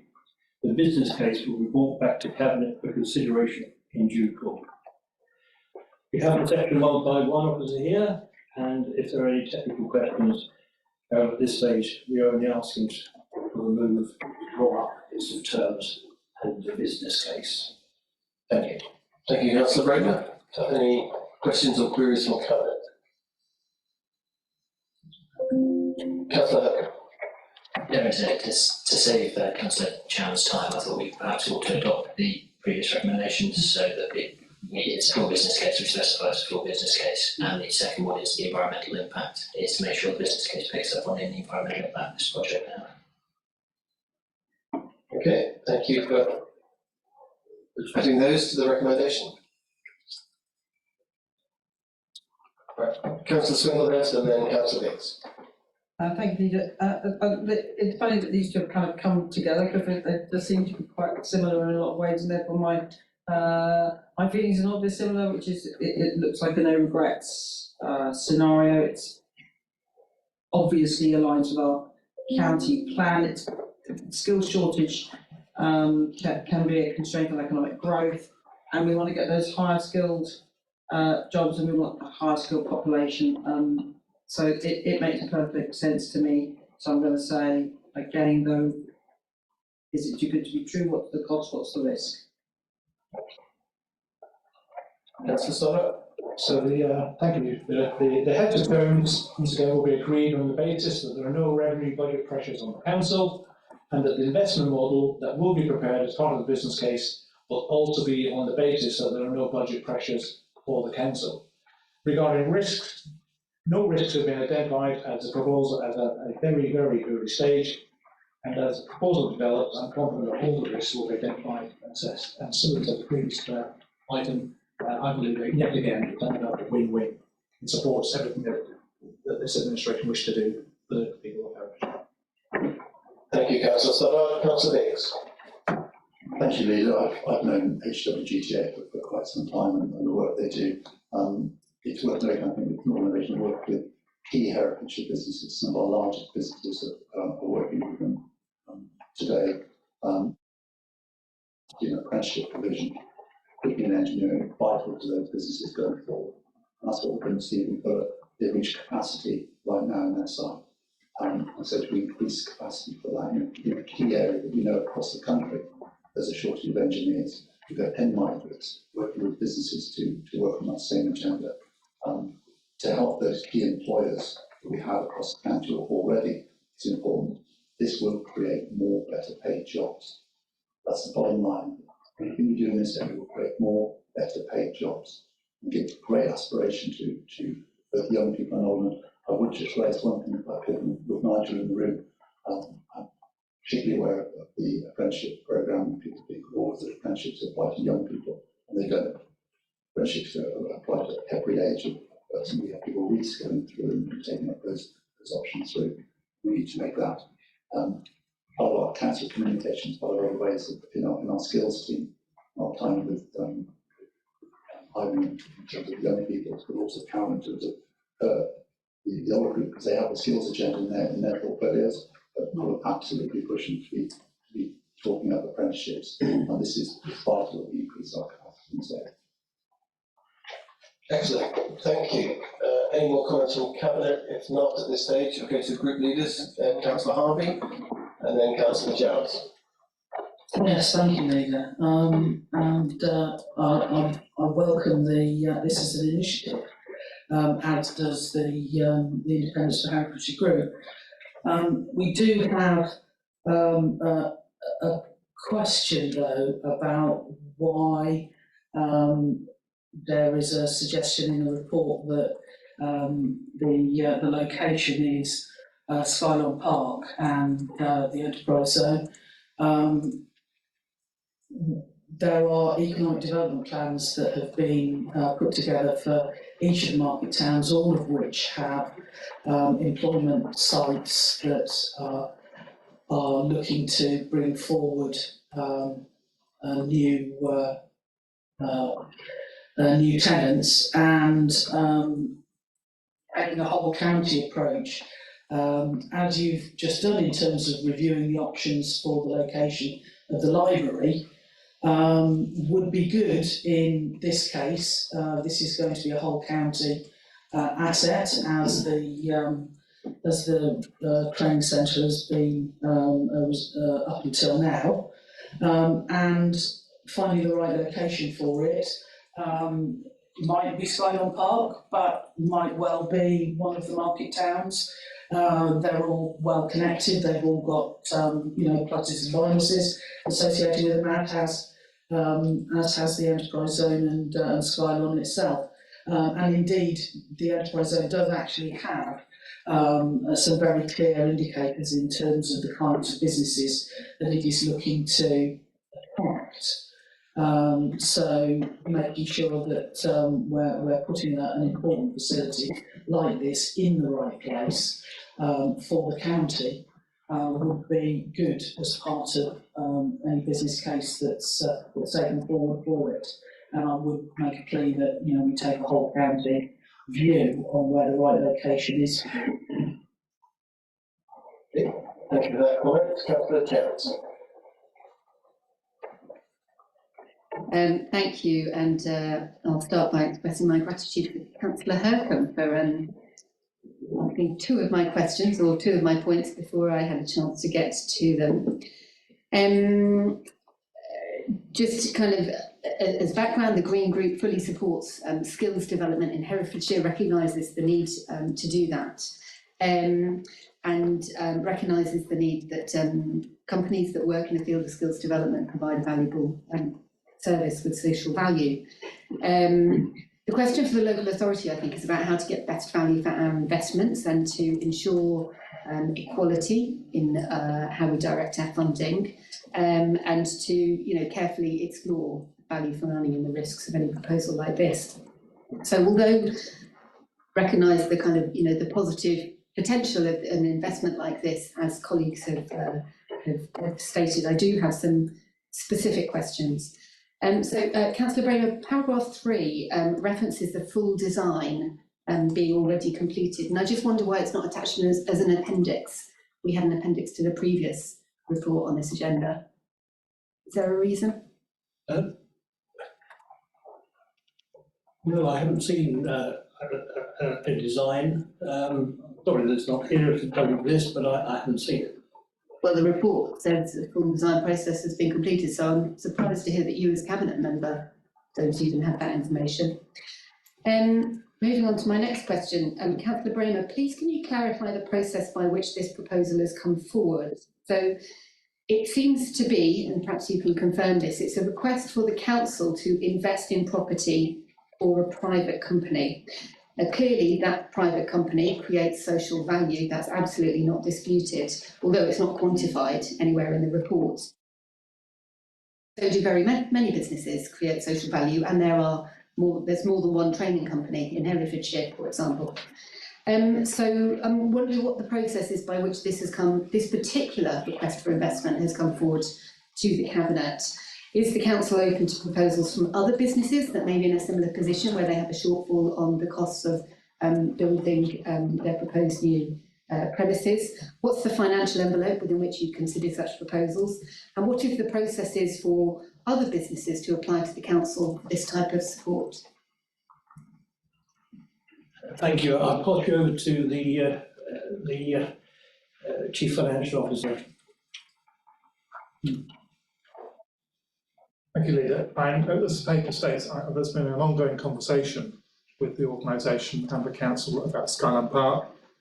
Grand Plus 3 makes it head up to 2020. I think those conversations will come to fruition. So there's been ongoing dialogue with officers of the council for a long period of time.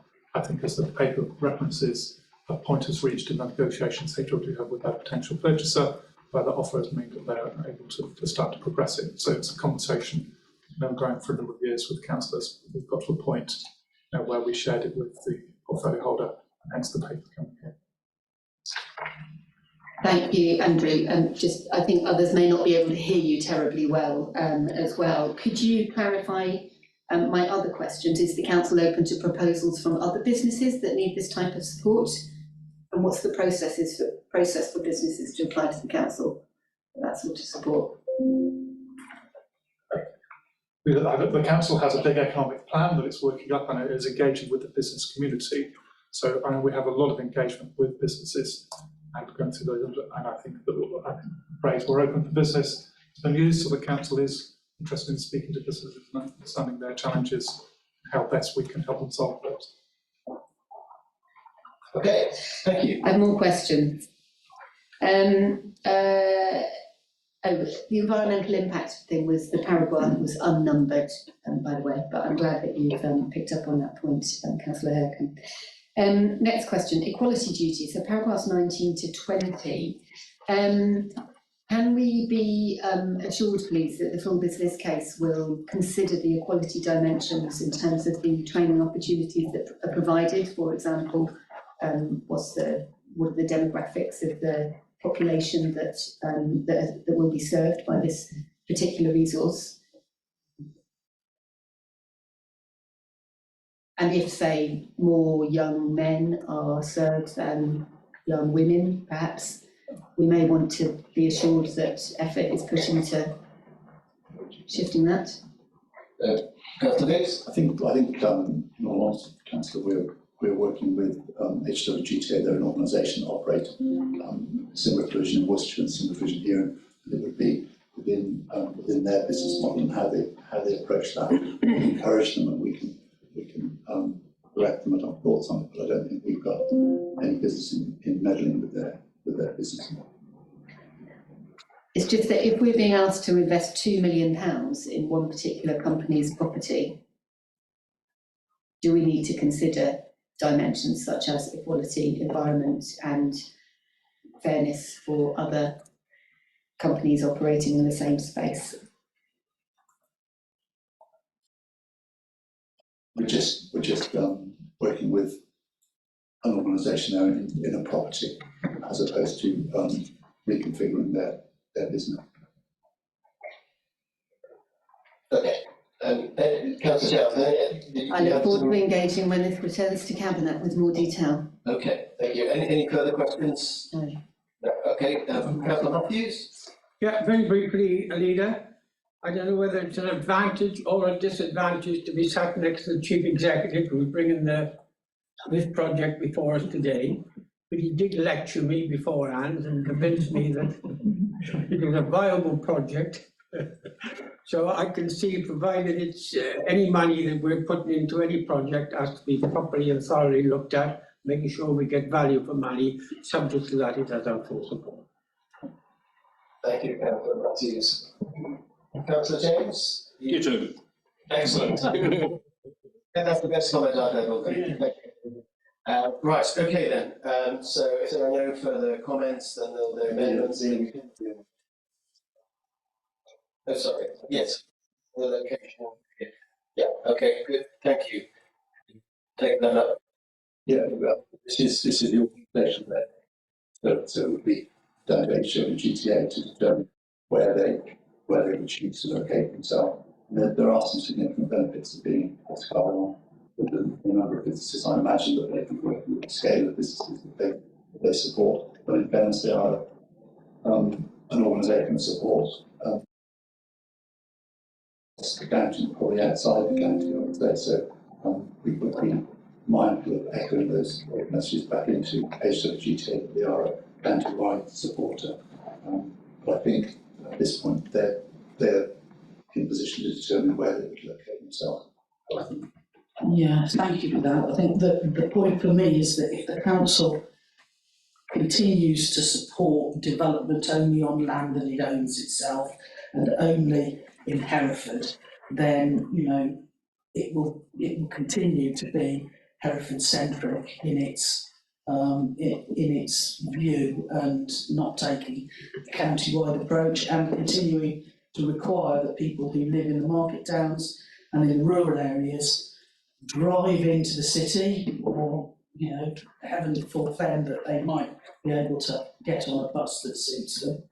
But it perpetuates that Hereford is the centre of everything, and we need to be building a county that is sustainable and resilient by investing elsewhere. And if they want our money, then they've got to start, then people need to, be encouraged to think more widely than just sticking themselves on a plot we own, we can tick off on our business case and, not just be in the city. Thank you very much, Councillor Harvey. Councillor Biggs and then Councillor Price. Thank you.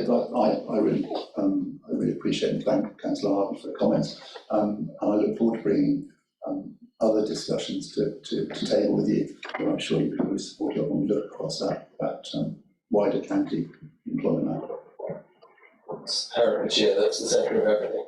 Right, Councillor Price. On that point, Leader, I would like to reference the fact that a very, very large area of rural Herefordshire, southwest, does not have a market town in it, and it does rely on this sort of activity and jobs at the enterprise zone. And had there been a South Highland Road, the Golden Valley would have very much been more accessible to this facility to be able to go forward and hopefully train for better jobs. So whilst the market towns of Herefordshire are of little relevance to the Golden Valley and that rural area, this part of the county is definitely where we would support for our young people. So it's not just about market towns, and we're talking about Herefordshire and market towns and the rural area. And the rural area is a vast expanse with no services, and we've got to be able to get our young people to places fairly sustainably for them, for their future as well. So I'm quite happy with this project being based in Skyland Park.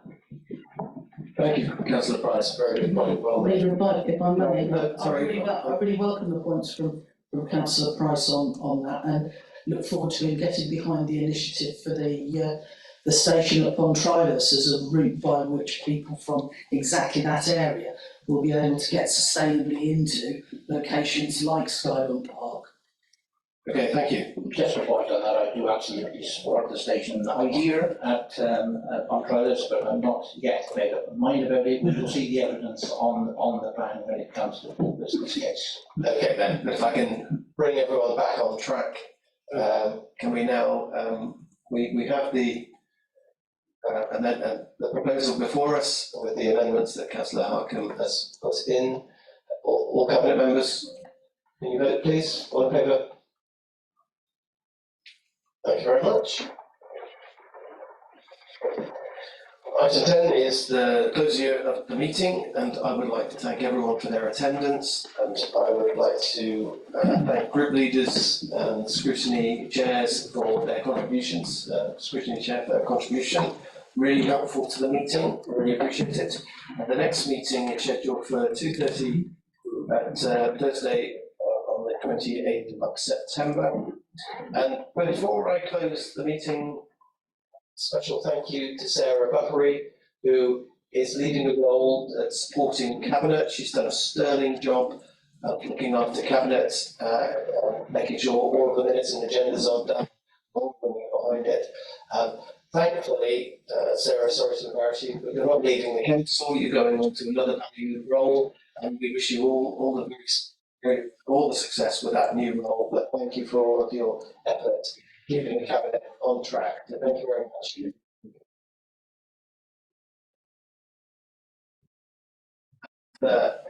Now we can close the meeting.